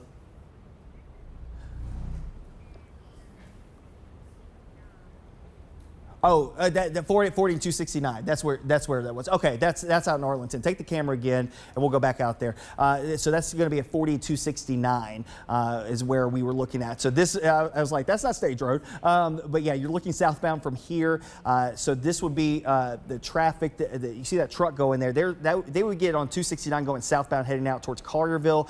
The traffic that you see going away from the camera, they are heading towards Memphis, coming towards the camera, heading out towards Arlington and Fayette County. So again, we're right on the edge of that heaviest shield of rain right here. It's about to move into that area. If you could move down the camera maybe to Canada Road or Stage Road, I think we might be in better shape as far as that. Let's go over to Addison. I want to go back over and kind of get an idea of the broader perspective of not just this severe thunderstorm warning, but also the flash flood warning that's coming along with it as well. Yeah, so we got issued a flash flood warning about, I would say, 10 minutes ago, and that's going to last until about 1 o'clock. So we're going to continue to see the rainfall. We're going to have a slight break after this moves through, though. As you can see, it's basically out of West Memphis and somewhat out of East Arkansas as well, crossing the river completely in about, I would give it probably 20-30 minutes. So in 20-30 minutes, you'll probably have a slight break from this rain. So to DeSoto County, heading in South Haven, you're completely clear. It's quiet. It's nice. Heading into Ripley, though, Brownsville, Arlington, if you're in the Kroger or near the Kroger, that's where that heavy rainfall is headed. Lakeland is getting hit hard. If you're on 40, heading either to Jackson or if you're headed in town, you're going to get hit hard as well with the rain. Now, the winds are not much of a concern as we have been seeing. As you can tell, even looking from our storm relative, the impactor side, there's not really much of concern with the wind. It's mainly all the rain that we have seen. I'm going to go ahead and do the 1 hour accumulation again. It kind of increased over the area, as you can see in West Memphis, 2 inches for an hour.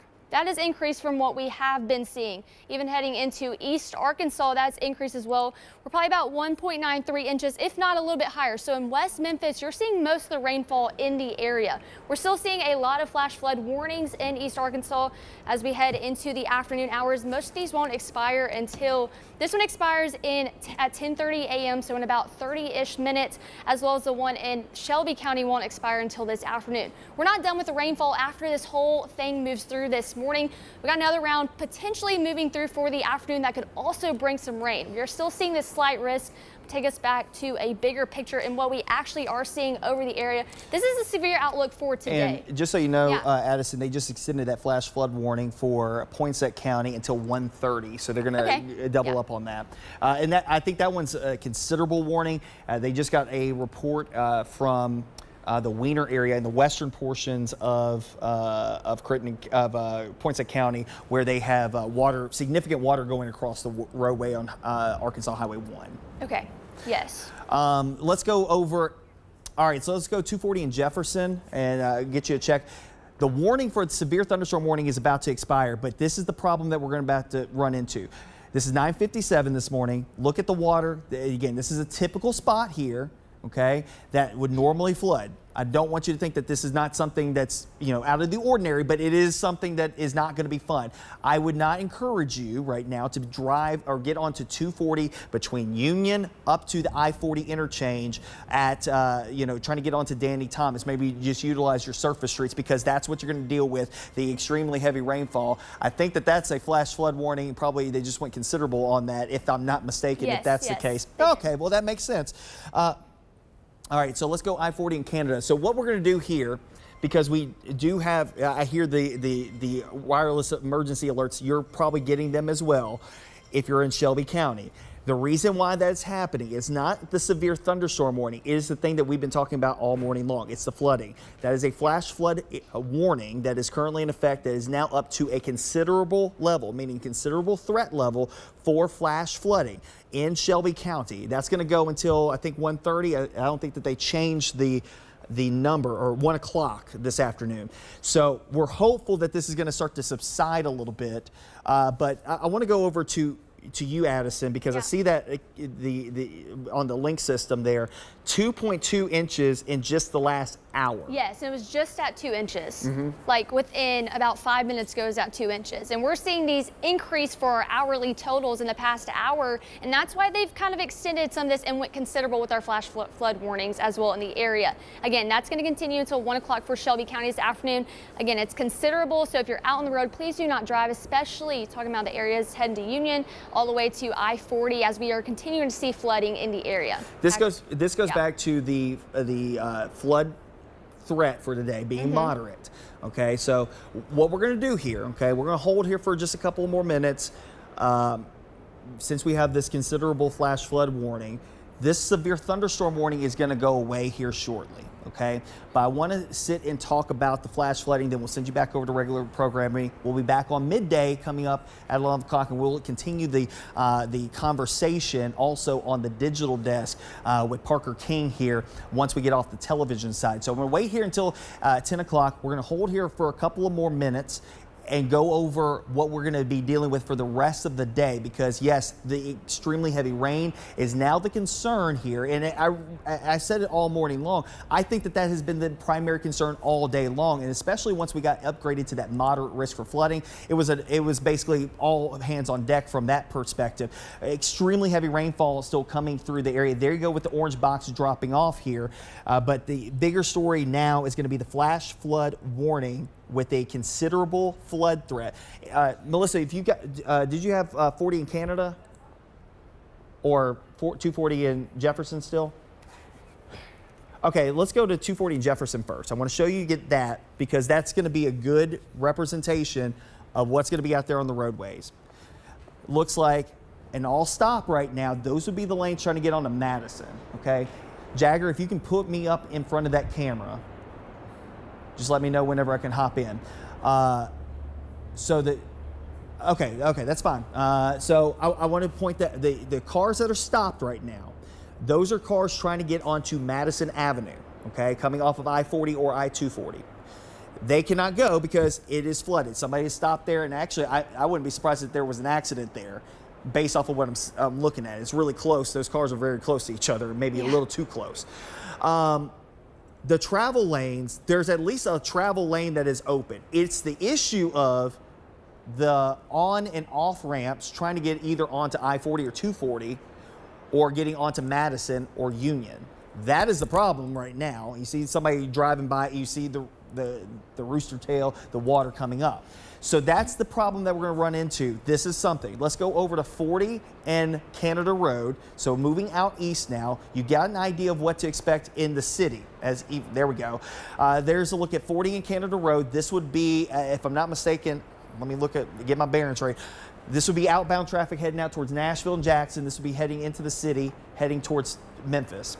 So again, you've got very heavy rainfall that is coming down right now. You see people with their flashers on. I don't encourage you to have your flashers on. If you got to drive with your flashers on, you need to be off the road, period. So be prepared that this is going to be your story today. Make sure that your lights are on, you're taking extra caution. And if you don't have to be out, don't get out in this mess, okay? Maybe you got an extra day here from the Juneteenth holiday that you just rolled over to Monday, or maybe you're just taking an extra day for Father's Day. By all means, don't get out in this mess because unfortunately this is probably not going to stop for a little bit of time here. The rain is going to start to taper off, though. I will say that has been the case in southwestern Shelby County in the last little bit, but we are still dealing with the heavy rainfall coming in here across eastern portions of Shelby County, back up to the northern portion of the county. I don't want to discount my friends over in Crittenden County because you guys are also underneath this flash flood warning, if I'm not mistaken, until 1 o'clock this afternoon. And again, this is a considerable threat for flash flooding that goes along with what we have been seeing here. Addison, what you got over there with the rainfall total so far? Yeah, I just want to make clarification with the one I'm showing with the 1 hour. That is not technically what is the hour. That's what is falling and how heavy it's falling, what we could see within that hour. This is actually the totals for the past 24 hours. We've seen 7.4 closer to Truman, 2.6 in Covington. So these are the rainfall rates we've seen in the past 24 hours. The rate at which the rain is falling right now in Shelby County is about 2.2 inches. That's a lot of rainfall. So again, if you're on the roads, please be cautious and please get off the roads, especially if you are anywhere on 240 in certain areas like closer to Union. All right, so let's do this. Let's reset really quickly. I want to go through basically the rest of the day's forecast, okay? And then we'll send you back over to regular programming. Again, moderate risk for flooding. You see the reason why now, okay? This is why we've kind of honed in on what's going on as far as the severe weather is concerned. It's not necessarily the wind, it's more so the rain. We did get a report within the last couple of minutes from Bartlett PD. They've got a tree down Appling and Ellis.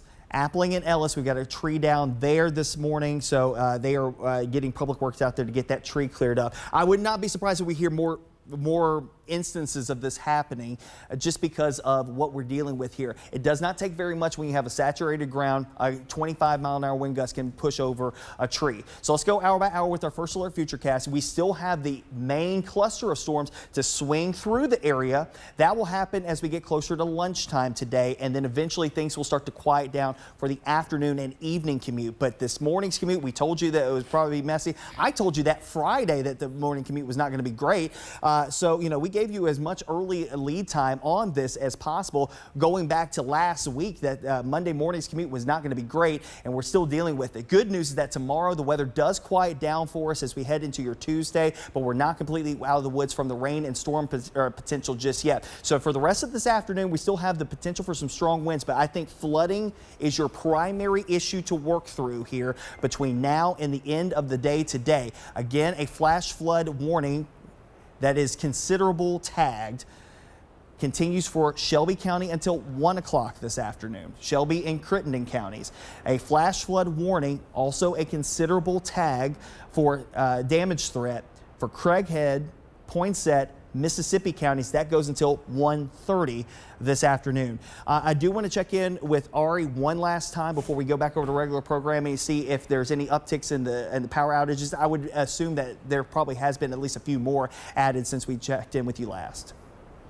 Yep, you guessed it, Patrick. Now we are seeing, actually, it was up and then it went back down. So again, when we first started this coverage, it was only about 200 customers, went up to about just under 3,000. Now we're seeing 1,950. So again, we're seeing a flux in customers without power as impacted by these storm systems. A lot of that was in the Whitehaven area. That's where I'm seeing the majority of those numbers. 1,218 customers. Again, that's homes and businesses without power. That's where the majority of that's focused. A lot of that is also sprinkled throughout. We're seeing Binghamton here and other areas as well. So again, keeping a close eye on this, in touch with MLGW crews, just working to see when things can get back on. I'm sure that once things lighten up, the power can come on for a lot of these folks. But again, we are seeing kind of fluctuations here, Patrick.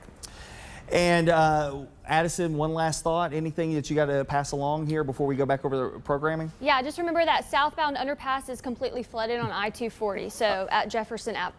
Yes, and that's the thing. It's like we're going to have those issues probably for the next little bit. Yeah. So what we're going to do here, we're going to go over to the digital side of things, hop off of television. We're not going anywhere. Eric Brill just walked in, and he's soaked. So I think it's safe to say it's still raining in Midtown. But I will say this. We're going to be over on the digital side. I'm going to go talk to Parker. We're going to hop over on the digital side for a little bit. We will also be back here on television at 11 o'clock this morning for Action News 5 at midday. Until then, you can also stay up to date with the very latest on the Action News 5 First Alert Weather app. You can download that in the Google Play Store and the Apple App Store. For myself, Addison Bentley, as well as Ariana Poindexter, thank you for sticking with us here this morning. We'll send you back over to the Today Show already in progress. All right, well, special thanks to First Alert meteorologist Patrick Ellis for kind of leading the charge in that. We weren't really expecting that much severe weather, but as you're probably seeing on your mobile devices, flash flood warnings, especially here in Shelby County. There's been a good look at some of the roadways and the roadway conditions. Please, those TDOT cameras, those MDOT cameras, they're there for a reason. If you have any reason to get out, take a look first and see. We saw several instances where folks were having to stop on the interstate because of water that had been pooling in these flash flooding situations. I'm rambling at this point because Patrick's walked into my peripheral over here. So we're here on the digital desk. I've got Patrick miking up because this is the beauty of being on the digital desk, folks, is that we can step off the TV and onto the streaming platforms, or if you're joining us from the Mid-South Sports and Entertainment Network, we're able to give you those constant updates, things you need to know as you get your day started. So, Patrick. Nice to see you here. Welcome. You got your thing all the way up. I like to stand. Okay, well, that's fine too. That's fine too. I just I can make lower sure it a little bit to make you feel better. I feel short. No. We're here. Okay. We're here. If you I can stand up on a box. You want to lead? How do you want to do this? Well, I was just going to check in with you. Of course, with everything going on, we just got off of the television side when it comes down to this ongoing flash flood warning that was upgraded, and probably everybody's phone in here probably went off, and you hear the little dings going off. That was because it was upgraded to a flash flood warning, but it has a considerable text. So it's the next level up of a traditional flash flood warning. What it means is that we are already seeing ongoing flash flooding. We have seen that from the cameras that we showed you earlier, 240 in Jefferson. That's a typical spot that typically floods. I know a couple other locations. I'm thinking like the viaduct that goes under at Lamar, going into Orange Mound. I'm thinking about what else? Also Central Avenue, right before you go into Union and East Parkway. So a lot of stuff that we're dealing with here this morning. That's a look outside from our Best Care Home Services High Five camera. That is coming from Midtown's perspective. And yeah, the heavy rainfall still coming down here. It has lightened up a little bit. I will say that. Eric Brill's standing right over here. He walked in, I guess, in the middle of that downpour. So I'm sorry, Eric, that, did you wait long enough to come in to let it lighten up a little bit? No, all I know is it's a wet bucket of yuck. It's not great outside. And of course, you see the camera there. That's 240 in Lamar? Trying to show us real quick. Yeah. Okay. Get some camera views up here. Yeah, that's 240 in Lamar. You're looking back towards the city. So you see kind of Methodist off in the distance. I forgot what that apartment building is right there. I know. You know it when you see it. I know when I see it. I've been there before, but it was many, many moons ago. I think they changed the name between now and then. That was, 09, I think. Anyways, but yeah, you see the Midtown buildings off in the distance. Can you go 240 in... Yeah, let's do it. 240 and Jefferson and the Midtown area, so just a little farther north where that flooding is ongoing. And this is unfortunately a spot that typically floods. That's 240 in Mill Branch. Go north, Parker. Go north? Go north. Cardinal directions are off. Well, keep going. Keep going. What? Keep going. It's going to be that one right there. This one right here? Yep. There it is. So this is, look at 240 in Jefferson. People, please don't turn around. Please don't turn around. They're turning around on the interstate. Okay. The reason why they're turning around on the interstate is because it's flooded right in front of them. They're really taking turn around, don't drown to heart. Yes. The interstate's a little different. Probably don't want to do that because you're going to face I don't even know how you get back to that point. They're going to try. They're going to try. This is a typical spot that floods. So this is not out of the ordinary, right? But obviously, very heavy rainfall has caused the frontage roads, the kind of the entrance and off ramps, coming off of Madison to I-40, and coming off of 4240 to Madison. on either side to flood. Now, again, like I said, this happens every time we get a heavy rain. It's going to take a little time for the water to come down. Then probably we'll have to get public works out there to clear everything out, because sometimes that drain gets locked up there with junk. So we'll see what happens here shortly. Along. I do have Max 1 pulled up if you need it. All right, thanks, Hannah. Your iPad or anything? Could you get my laptop?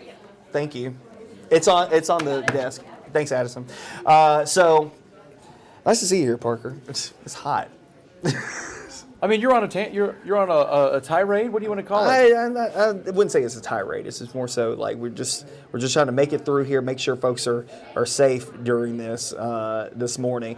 You know, we kept saying over and over again that flooding was going to be the primary concern. The reason why we hopped on this morning was because we ended up with a severe thunderstorm warning. Looking at it, I wasn't impressed with the winds, and that was what was issued for. But the issue of the day is going to be flooding. I mean, it has been all morning long. Poinsett, Mississippi, and Craighead County, 7+ inches of rainfall. Yeah. And still raining up there this morning. Thank you.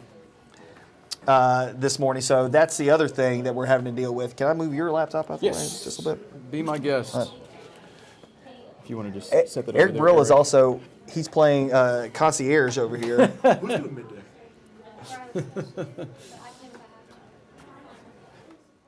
I have to talk about this. I don't know. My mic's hot too. Oh. They're going to catch. Okay. So a couple of reports that have come in. Actually, let me make sure I'm looking at the right one. Heavy rain continues to fall here in Shelby County. Something we call precipitable water. That is a very large word or phrase for how much water is sitting in the atmosphere. Basically, if you were to take a column of the atmosphere, basically say, okay, take Parker's, that's 55 in Macklemore? Yeah. Okay. Take, okay. You use my example? Okay. Yes. So think of this as the column of the atmosphere. If it's full, it's going to have a lot of water, right? Right. Okay. You dump it out, it's going to be a lot of water on the ground. I wouldn't do that because we have nice things here. Also, we're wearing white shirts. And we're wearing white shirts. But here's the thing, is that's kind of the idea when it comes down to precipitable water. The bigger the jug that you can wring out, the more water that's going to fall out. That's what's happening. Right now, those values are 2 inches. 2 inches of precipitable water is very efficient, to say the least, when it comes down to rainfall. And that's what's happened so far. So if you were to rain out the entire atmosphere, 2 inches of rain would fall out. And I would tell you that it's probably going to be more than that, because it just kind of keeps reloading. This is what I like to call that good high octane moisture, that 93 test that comes in there. This is not 87. This is 93. We paid extra money for it. And unfortunately, the extra money that came along with it is the flood unfortunate concerns. Look at this right here at I-40 in Macklemore. Yeah. Let me see if we can get a 55 in Macklemore. 55 This is in going to Macklemore. Excuse me. So this would be, oh gosh, I'm trying to think about where exactly that would be looking towards. I think you can see right there how they're just kind the of water chancing it. pools up down there at the bottom. Yeah. So people were kind of going through there in like a one-lane situation. The water pools up there at the bottom of that little gulch right there. Yeah. That's coming off of like Riverside Boulevard and Trigg Avenue. I think that's one of the overpasses right there is Trigg Avenue. So if you were going over towards President's Island, you go underneath those overpasses before you get to Riverside Drive. And so that's what we're looking at right there. And of course, that area typically has a lot of water that pools up there in that little kind of culvert area where the concrete goes up as you're going past like the Hershey's plant. That's right there. It is just bright red on traffic. Yeah. Where's Deja? So just so you know, roadways are completely underwater in Truman, Arkansas right now. And that's been a going trend for the last little bit. Southbound underpass completely flooded, 240 at Jefferson, traffic at a standstill. We showed you that within the last couple of minutes. These are just some reports that have come in. Significant water over the roadway at Arkansas Highway 1. Don't laugh at this, okay? But this is actually a town in Poinsett County, and it's a road that cuts off at Highway 1 and Wiener Cutoff Road. That's going to be near Harrisburg and Poinsett County, okay? Got it. Let's see here. I'm trying to find. Truman. And that came from our sister station, KIT up in Jonesboro. They have gotten, they got a video that I think this is from their storm tracker. I'm just looking at it. I mean, all the fields are completely underwater up there at this point. And that comes from 7 inches of rain in, 6 hours or something like that here this morning. So definitely a concern here has been that here this morning. So what you looking at? I was trying to find that video you're talking about. Oh, no, it was a video that posted in the if weather Truman is chat. underwater right now, I was trying to see if RDOT had any There is a iDrive camera cameras. there at Arkansas. Here it is. Yeah, at Truman. That would be 90, 89, 69. I can't remember. If it'll let me. You'll probably go over to the camera thing over there. Click. No. Nope. Wait, I got it. Yeah. I figured it out. There it is. You're right. And that would. So, Yeah, that's looking north. So we can. So that's looking north from the Walmarts are right there on the right hand side. There's a Shell station behind you at the overpass, but that's looking north. You can see the ditches are pretty full. Now, again, the neighborhood that in question would be from this perspective behind you and on the right-hand side back into Truman itself. I know that there was some reports from Truman Elementary, which is not far from the interstate. As far as the crow flies, maybe a mile, maybe less than that, honestly, where that neighborhood where Truman Elementary is, that neighborhood's underwater or has taken on water. So this is we're being serious when we talk about these flood issues here this morning. It has been very active from that perspective all morning long, even going back to 4 or 5 o'clock this morning. We were talking about this. And it has only built from there, from the perspective of heavy rainfall this morning. And it looks like a new severe thunderstorm warning just came out. It's going to be outside the coverage area. Oh, okay. That's going to be, I think, portions of Sunflower County and Bolivar County. That's my hometown. Cleveland's Bolivar County. And it looks like it includes Cleveland, That area Mound is Bayou. Flat. I love it out there. It's great. It's a beautiful area, Delta It is. State University. Hey, Fighting Okra. My parents are Fighting Okra grads. It does include LaFleur County too. So northern Bolivar, northern Greenwood, Money, Sunflower, and portions of LaFleur. It does not include Greenwood though. Oh, it is not. Okay. No. So northern. Yeah, the northern portion of LaFleur County. I think this would include like Skeene and Drew. Heard. Okay. So if you want to, you can take Max 1 and one of the things. Yeah. Let's do it. And we can show that. See the beauty of this. See now, Parker doesn't have to read all these stories because Parker has me to talk about the weather. Well, it's just lovely to have you here, Patrick. It's lovely to see you. I love seeing you every morning at 4. The viewers, the people, they love our banter. Do so I think so. Okay. I think there's a in all seriousness, though, this morning, again, from the perspective of flash flooding, that's going to be the concern here over the next couple of hours. We're dealing with extremely heavy rainfall. The good news is that it's lightened up here at Action News 5. I will say that. Just within the last couple of minutes, we've seen quieter changes, to say the least. Time right now is 10:20, so I'm gonna let you have the last 30 minutes. Oh, I appreciate that. Where would I find? Just put Max 1 in there. Max 1. Or just Weather Max. Weather Max. Okay. Yeah. So we'll do that. Weather There we Max. go. Okay. And then we can take this. Yeah. Now There we go. Look. Yeah. So there's your severe thunderstorm warning. Tool. For until 11:15 this morning. That was issued by the National Weather Service in Jackson, Mississippi, and that does include places like Cleveland, Mound Bayou, Alligator, Marigold, Marigold, and of course, just outside, like I said, just outside the Action News 5 coverage area. Now let's go back over to the flooding issues, and again, this is the issue of the day.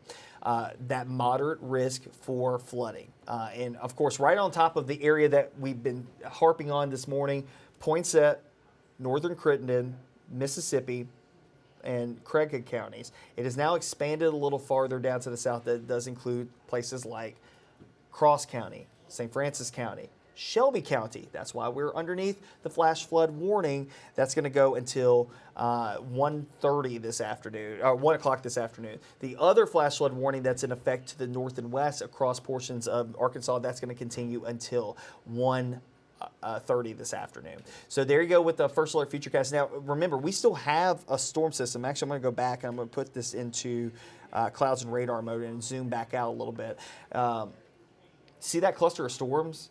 How it's kind of fallen apart. We've gotten lucky, Addison, because all the models were indicating that cluster was still going to come through here with a vengeance. Now, I'm not going to say that it's not completely out of the realm of possibility that refires, but it's really hard whenever you have, a reduction in humidity, a reduction in instability. Because look at the temperatures right now. Give me a second. Let me pull that up. As far as temperatures are concerned around the area, 69 degrees here in Memphis. It's hard for you to get severe weather that way. Is it still possible down to the south? That makes sense why they have the slight risk down to the south. 80 in Tunica, 81 in Cortland, 80 in Marks, 81 in Helena, West Helena, because we just haven't seen the rainfall just yet. I know you need to. Do you need to take a break? No, we're good. Okay, We're good. just I'm trying to find. It looks like Hannah was telling me we've got some B-roll from St. Francis County, Poinsett County. Poinsett County. Would it be in the B-roll folder? We've got floods in there, but that's for that's for Arthur. Yeah. In South Mississippi. Let me refresh. Well, we'll circle back to that because that's fine. Yeah, from St. Francis. I don't know where. I'll find it. Okay. All right. So, but you see the reason why our thought process is it's really hard for us to get severe weather at this point, especially along and north of I-40. But south of I-40 is still a little juiced up. Okay, that's why you end up with a severe thunderstorm warning like the one that we just saw come out for portions of. Even down there, I think it's even more juiced up as you get down towards Bolivar County this morning. So again, the severe thunderstorm warning, we'll zoom in down here to the south. It's this one lone warning that's in effect. As we zoom in a little bit closer. There you go, Cleveland, Shaw. Yeah. That's not Benoit. That's Benoit. That's Benoit. If you know it, it's Benoit. Yeah, it's Benoit. Yes. I spent many a moment out there in Bolivar County many moons ago. The Benoit Outing Club? Well, I was just saying in Cleveland, but. Oh, yeah. Yeah. Hey, real quick, we've got some flooding video here from Poinsett County that was sent to us. I'm not sure what I'm looking at here. Is that That looks like it. I mean, that's water. It could very well water. Be a roadway. A roadway. I mean, it's hard to tell from that perspective as they're kind of panning around. Look. Oh well. Yep. That's a road. That's a road. That is a road. Cheese and rice. Hey, Hannah, do you know exactly where that was from? Okay. So the Poinsett County Road Department is who sent that. Well, that makes sense why it's a road. Obviously washed out, and that goes back to, I mean, it's still raining up there. That's the other thing. It's like, it's not done just yet. It's lightened up, but it's definitely not over by any stretch. We'll zoom back out and look at the bigger picture here. That area, there's Poinsett County, Harrisburg, Truman, Weiner, Painway, Mark Tree, Joyland, Lepanto, Fisher. These areas have been inundated with extremely heavy rainfall all morning long. It's been like this for quite some time. And Addison was looking at that map on links. I don't know if we can take links. I don't even know what's on there, so I wouldn't do it just yet. Yeah, let's not risk it. Let's not risk it. But from that perspective, some of these areas have seen already 7 and 8 inches of rainfall in the last several hours. Actually, what I can do, I might have to. That is wild. Yeah, not great, not fun. Let me see here. I have to switch something over. 12. Sycamore View and I-40. Okay, so that would be. Is it? Okay. North. You want me to find a camera? Yes. So there you go. That's the 12-hour precipitation in that area that we were just mentioning. So there's your flash flood warning that is currently in effect. I wonder if this is it. And then. Holy cow. Yeah, so let's take that. Yeah. 40 at Sycamore View. Find it. And I don't want to discount what you're seeing here. Again, that area in brown, that is like 7+ inches of rainfall in the last 12 hours. Obviously creating big time flooding issues there from Truman to Wiener and Harrisburg here this morning. Just a very dangerous situation. And you just saw there from the camera, from the video's perspective there in Poinsett County that we're dealing with issues. That's a look at 40 and Sycamore View. That's looking like it's heading towards Memphis. Yeah, this is. It says. Oh, I see the water going up. I saw one of the TDOT vehicles or maybe emergency vehicles. I saw the water flying up. So it looks like probably that far right lane is underwater. If you're coming up to the flyover this morning. So if you're trying to head inbound to the city, this would be westbound traffic I-40. Heading towards the flyover. That far right lane may be underwater at this point. But you see the traffic, I mean, it's moving at a snail's pace, trying to get up there to... People trying to get over. Yeah, let's go up to the next camera from there. Let's see. And the next camera up would be at the flyover. I think we have multiple accidents right there underneath not that one. The one that's underneath the triangle. Yep. Yeah. Multi-vehicle accident. Let's see if, yeah. There you go. Okay, so here's the accident. So there's the accident. So again, that would be westbound traffic trying to get up onto 40. Right shoulder blocked, right lane blocked, left lane blocked, left shoulder blocked. We've got multiple vehicles out here. They're squeezing, 6 lanes of traffic, 8 lanes of traffic down to like 2 or 3 at best. And then you have to open back up getting over there. See what we saw earlier. Yeah. 100%. So the other thing too is that you see all that water over on the side there. Now, granted, that's got a retaining wall there, but that's a lot of water that's come down here this morning. So again, we've got an active situation that's ongoing right now here in the Mid-South. We're tracking it, obviously, here this morning. Let's go back over. And that's just one of the accidents. You know, I'm sure there's more. You see that little red there? We don't have a camera there, but that red there that's going to be on Jackson, that area has a tendency to flood too. Oh, yeah. That's Poplar and Highland? Yep. Yes. Yep. Yep. It's by the Benjamin Hooks Library. Yep. Loves to flood. Yep. And so your typical spots where we typically would see flooding, you're probably seeing flooding at this point. East Parkway going underneath Union, the viaducts between Central all the way up to Union. That area probably inundated with water. Not great. It looks like it's like 51. Yeah, Thomas near Levee Road up in New Chicago as you're coming through that industrial area there, coming across the Loussahatchee River, or the Wolf River rather. You've got some very heavy rainfall that's come through there and causing some flooding. I wonder if this is, see, it's not backed up yet. I mean, we've got it. Not all the way back to. Not yet.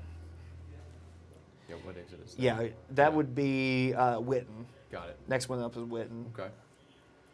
Yes, ma'am. If you want to go to our Facebook page, we do have some flooding video under our post on our Facebook page. Sure. Just go to our Facebook page. Okay. Okay. You know where it was? Yeah, they're in the comments. You can I know where the flooding video was from.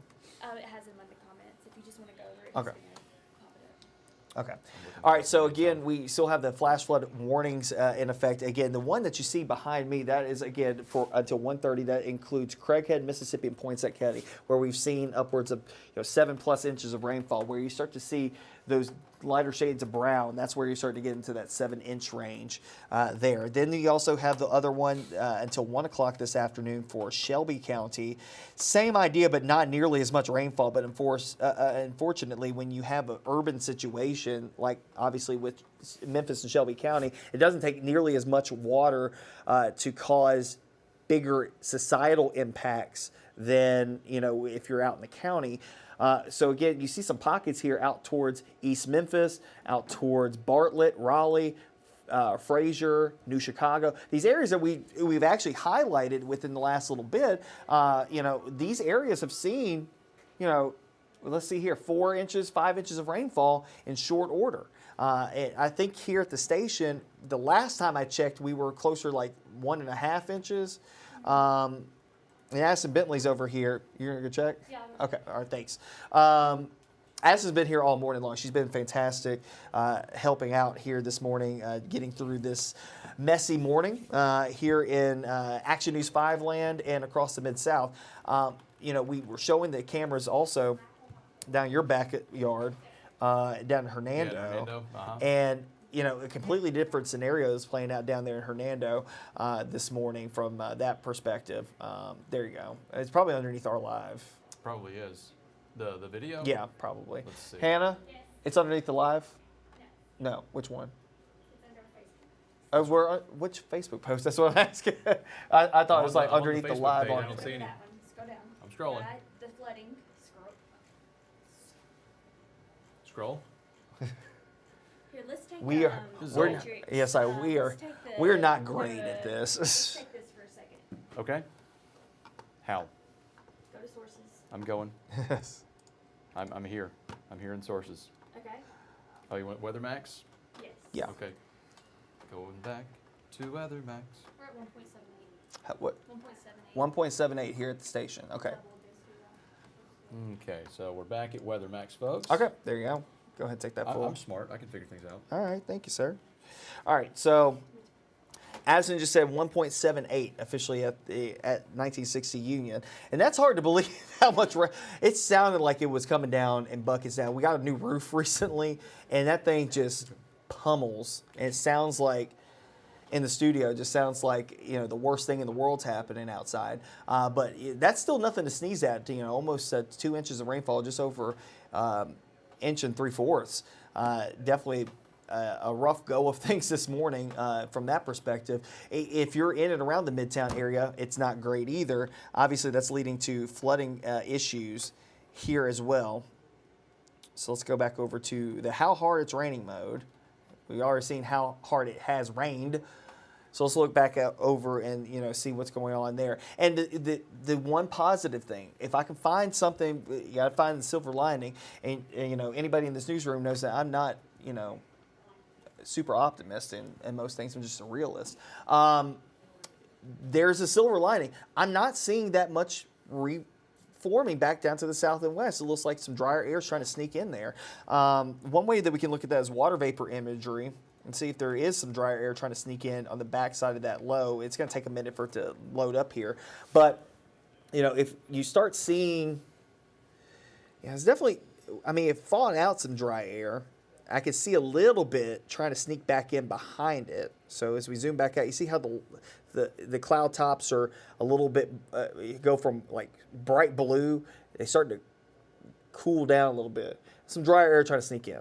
It's not the driest of the air, but hey, we'll take whatever we can get. But one of those drier points, you look back out to the west, out towards Oklahoma, that drier air back out closer to Oklahoma City and Dallas, that's trying to sneak its way farther to the east, and that's kind of curling back into the system as it's moving off toward the east. So that's encouraging.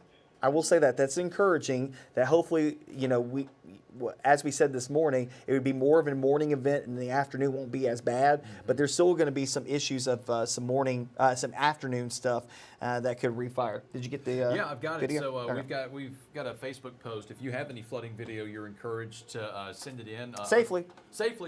And it looks like we had a safe vantage point from the top of a house. This person says she's in Bartlett right now, so I'm going to cut to that. Let's see.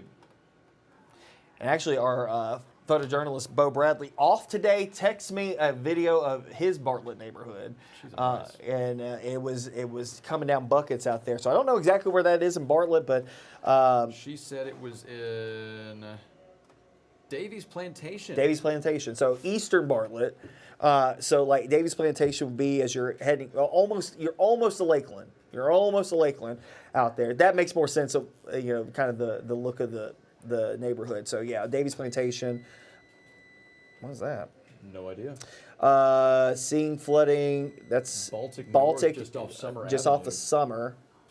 So vehicle don't love to see a BMW off in the water like that. Oh, yeah. And that's just a few of the just a folks who've few. been- And there's probably more.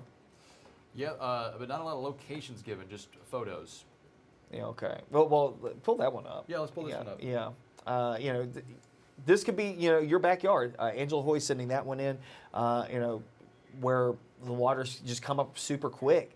It has kind of come up to the back doorstep of the house. Probably not in the house based off of that, but, definitely up to the door, the stairwell there. Yeah. The steps Brick getting steps up to right the there. house. Not fun. Definitely not going to be fun trying to get out to the driveway. Yeah, no kidding. But not in a great situation, and unfortunately, this is going to be something that we'll have to tangle with here in the next little bit. Timer now is 10:37. Do you need to take a break, or? I've got an interview scheduled for 10:45. Okay, well then I will give let me you. that? I'll let you get ready for it. Oh, that's nice. We'll be on television here shortly, anyways. Yeah. With everything. Midday. Eric Brill is apparently doing midday today, so he will be on. In his sweatshirt? He'll be in shorts, most definitely. I just sent you guys some flooding video on Memphis, Arlington. Okay. It's in the folder if you want to show viewers that. So Let's see. Memphis, Arlington. So it's going to be what? Lakeland, Arlington. Oh, Memphis Arlington Road. The Lakeland, Arlington, yes. Okay. Let's see. Like that section up there. I'm just trying to figure out. Memphis I know, Arlington yeah. Road. Okay. You're gonna get that pulled over. So Memphis Arlington Road. We'll get that pulled over. That area though, they're doing a lot of construction out there, so like that makes sense, honestly. Let's see if we can get this pulled up. So, There you go. Okay, here's Memphis Arlington Road right here. Oh, I don't know exactly Look where at that would that. be. That's probably those apartment complexes. Yeah, I think so. I think it's on the backside of those apartments. Oh, is that it? That might be it. Flash of light. That's scary. Oh, well, there you Not go. a fan of that. Okay, well, that's probably, if that's the section that we're thinking of, that might be out there behind those apartments off of Seatick Road, and heading out towards Arlington, so between Lakeland and Arlington. But yeah, that's not great. I mean, like, people are driving through that. You don't want to do that. We just saw the video from Poinsett County where, they're looking at this water rushing, and then you realize as they're turning the camera around that they're standing up on the road. The road's caved in on part of it. So that can happen very quickly, washed away. And on a 2-lane road like that, I know they just repaved part of it out there, but it just because it repaved it doesn't mean that it's fixed and it won't just fall in. I mean, being honest there, but from that perspective, folks, we encourage you to turn around, don't drown. I'm not your dad though, but I will give you a stern warning, and that's my stern warning. You're grown people. You are grown. You can make your own decisions. I just don't want to have a conversation about what's going on. We don't want to have to report on the things that are happening in your life. Just have us report on the weather. If we show up, that's Billy Mayer Road, okay, so that's actually in Bartlett. Okay, so that's actually in Bartlett. That makes more sense now. Now that I think about it, that does make more sense. So that's going to be Memphis, Arlington, and Billy Mayer. So that is going to be in the eastern side of Bartlett, western side of Bartlett, actually. Closer to like Bartlett Elementary, in that area. That's that little that curve. There's a curve that goes up there to head up toward. There's a church right there on the right hand side, and then Bartlett Elementary. So like there's a wooded area. It's by Stanky Creek. The trails over there in Stanky Creek. That makes more sense now. They are heading back towards Memphis, Arlington, coming down Billy Mayer. Behind you would be Bartlett Elementary. Okay. You and me, though, okay? All right. All right. But yeah, the Stanky Creek trails are like right there. So that makes a little bit more sense from that perspective. At any rate, what I said still the same, Don't get out there and drive through this stuff. If you don't have to be out there, don't. Turn around, don't drown unless you're on the interstate. And even then, it's like just wait until that water goes down at this point. Do you want to pull that up real quick? Which one? The 240 and Jefferson, just see. Oh, sure. Where we are with that. It may have. As quickly as it popped up, or do you want to go out there first? before you have to get on your interview? No, you're fine. So 240 Jefferson. It's going to be that. This one right here. So this one See here. looks. Yeah, the water's still there. They've got it zoomed in.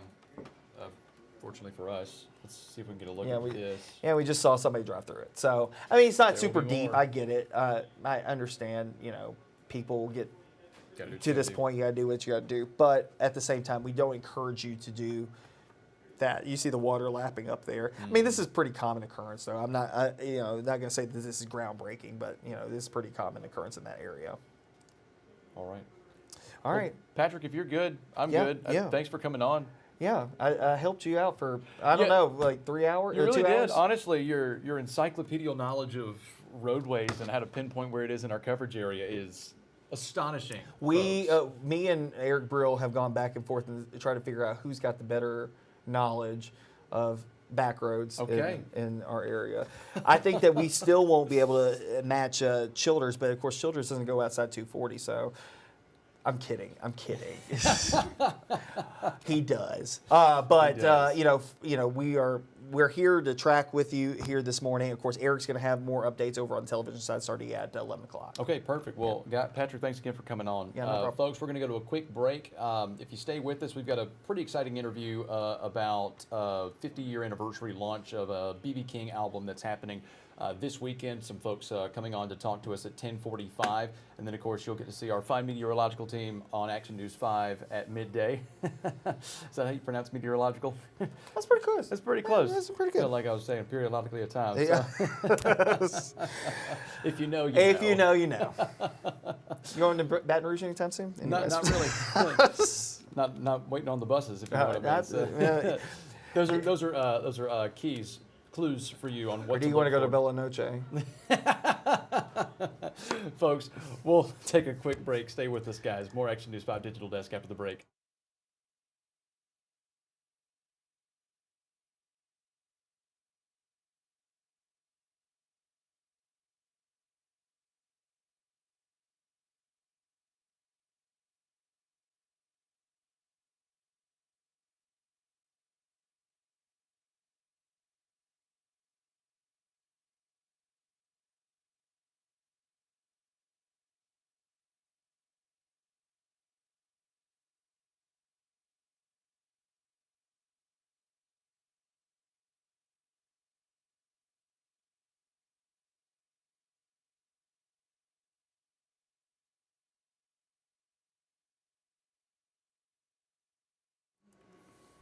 Folks, welcome back. Can you hear me? How are you? Doing well. Yourself? I'm doing good. Ricardo and Celeste. Hey. Hi. All right, guys. If you don't mind, we're going to go straight into it.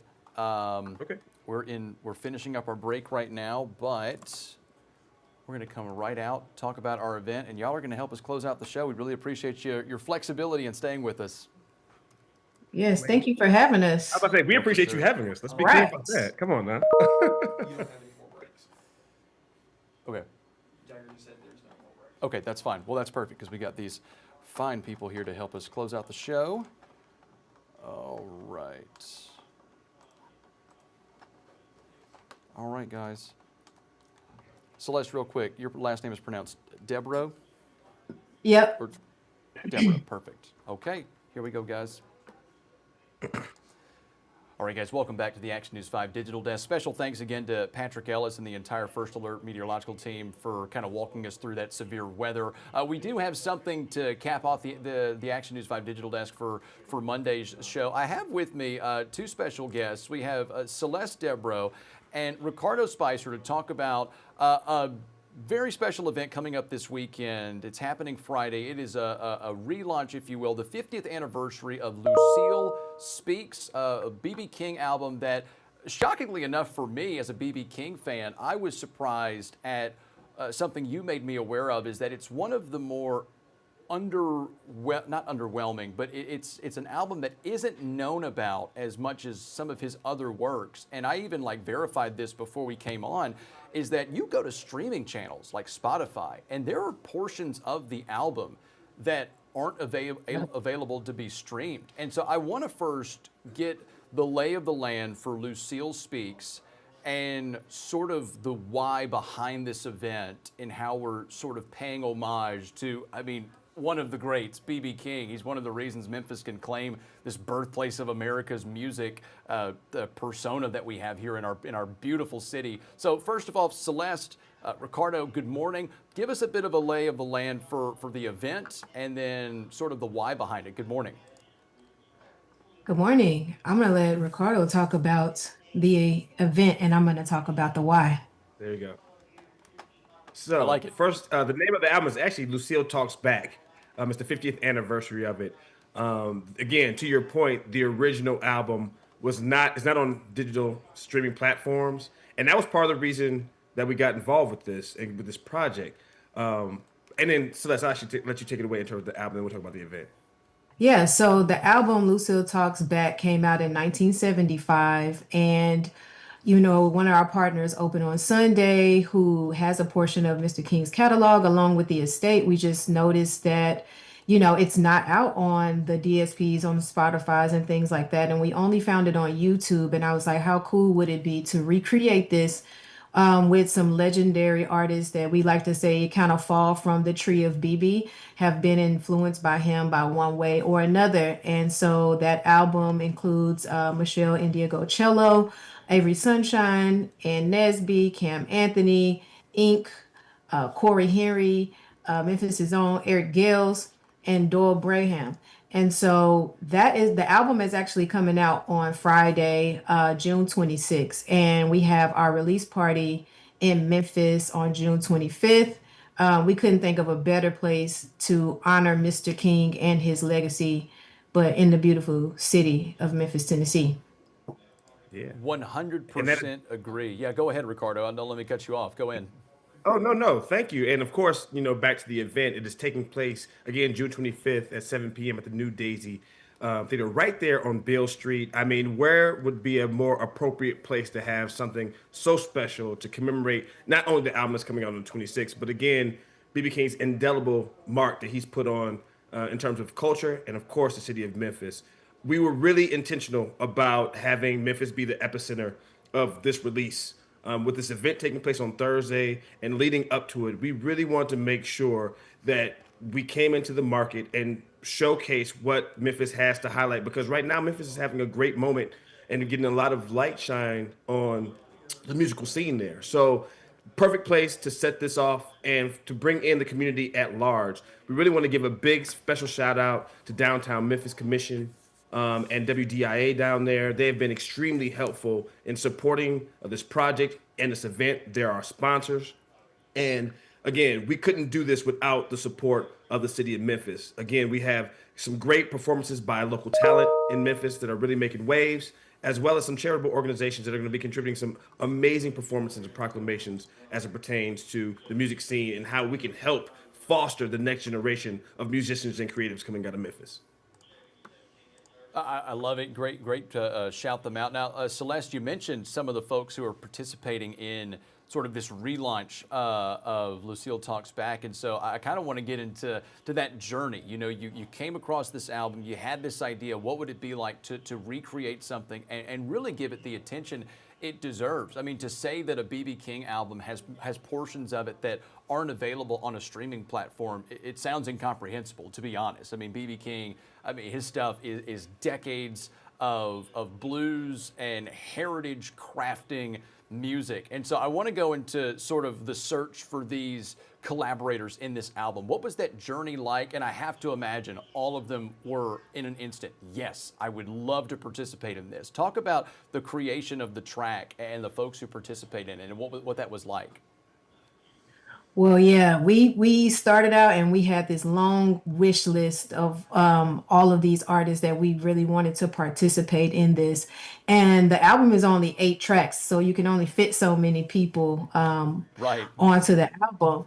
And so I had the idea of like, well, let's get Michelle, who is a great soul folk artist, bass player, definitely, has had some of that influence. I said, well, let's get her and her team to map out the whole album. They produced every track on there because I'm familiar with her work and I know how well they can like recreate original sounds of other works.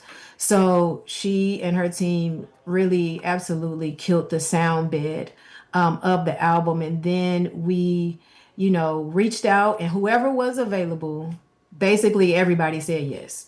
Only reason why we didn't get yeses is because, oh, there's not enough time, or other artists were working on their own projects at the time. So we were just very grateful to have like this stellar talent to come on top. And it is a mix of your R&B, your soul artists, and some blues artists as well, because that's what the album is. It's BB King in his blues bag, but he has a lot of soul and a lot of early R&B attached to this album, which I thought was very unique, because most people just know the guitar and the vocal and the blues, and it was just nice to hear him kind of stretch into this the soul era of the 70s, which was a part of that time as well.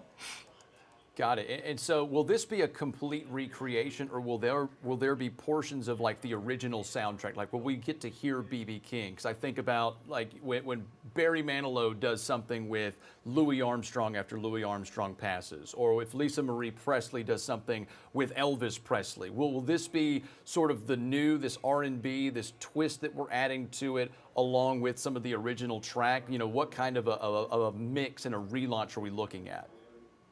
Well, not this time, but Not this hopefully time. the next time. Yes, Right. but that Got was it. kind of on the plate as well.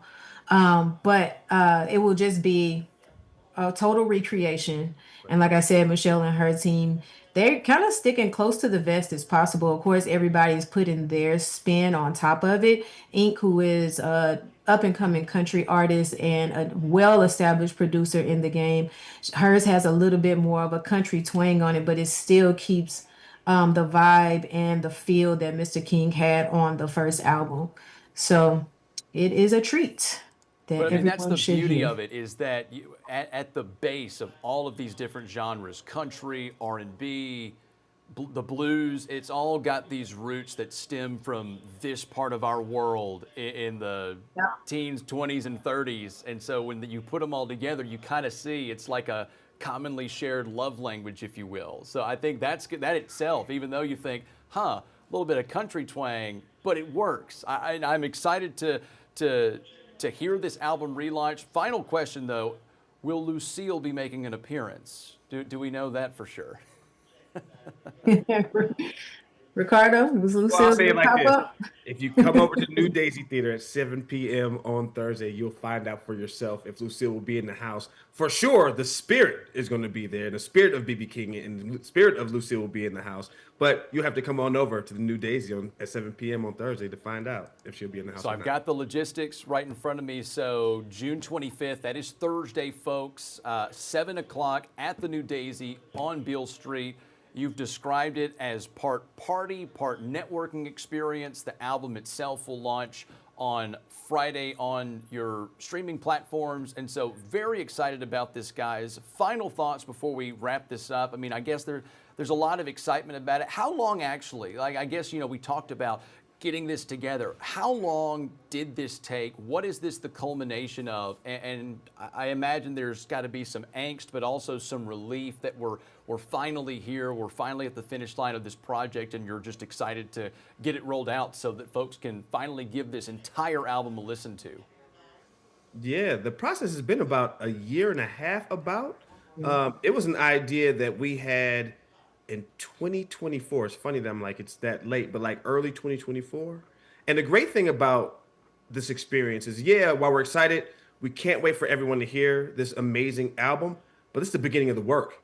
Now that it's out in the world, we're going to be putting a lot of effort to make sure that every corner of the earth gets a chance to experience this album. BB King was such a legend, obviously not just in the United States, but around the world. So part of our job is to make sure that everybody hears it and gets a chance to experience the ebbs and the flows, the great music that Michelle Indigo-Cello did, Ink, Lettucey, Ann Nesby, Cam Anthony, Corey Henry, and Eric Gales. They put a lot of effort into this. So now it's our job to move this thing forward, right? It's not just a now piece. Like, we love contemporary artists, but we're talking about a legendary artist who has a lot of legs. back in the day, you would listen to an album and live with it for years. And then that's what we want this album to be. Something that you listen to now, forever pass it down to generations. Again, B.B. King is a legend, but new generations need to be introduced to his legacy. And I think a reintroduction is a great way by reimagining this album, is a great way to reintroduce such a legendary artist because he has influenced, we talked about the genre earlier, B.B. King influenced all aspects of music. You know, whether it be the country, whether it be soul, whether it be blues, whether it even be hip hop. So that influence, it's our job now to take that torch and take it around the world. So yeah, we're excited about the launch, but more work needs to be done to make sure we spread this message.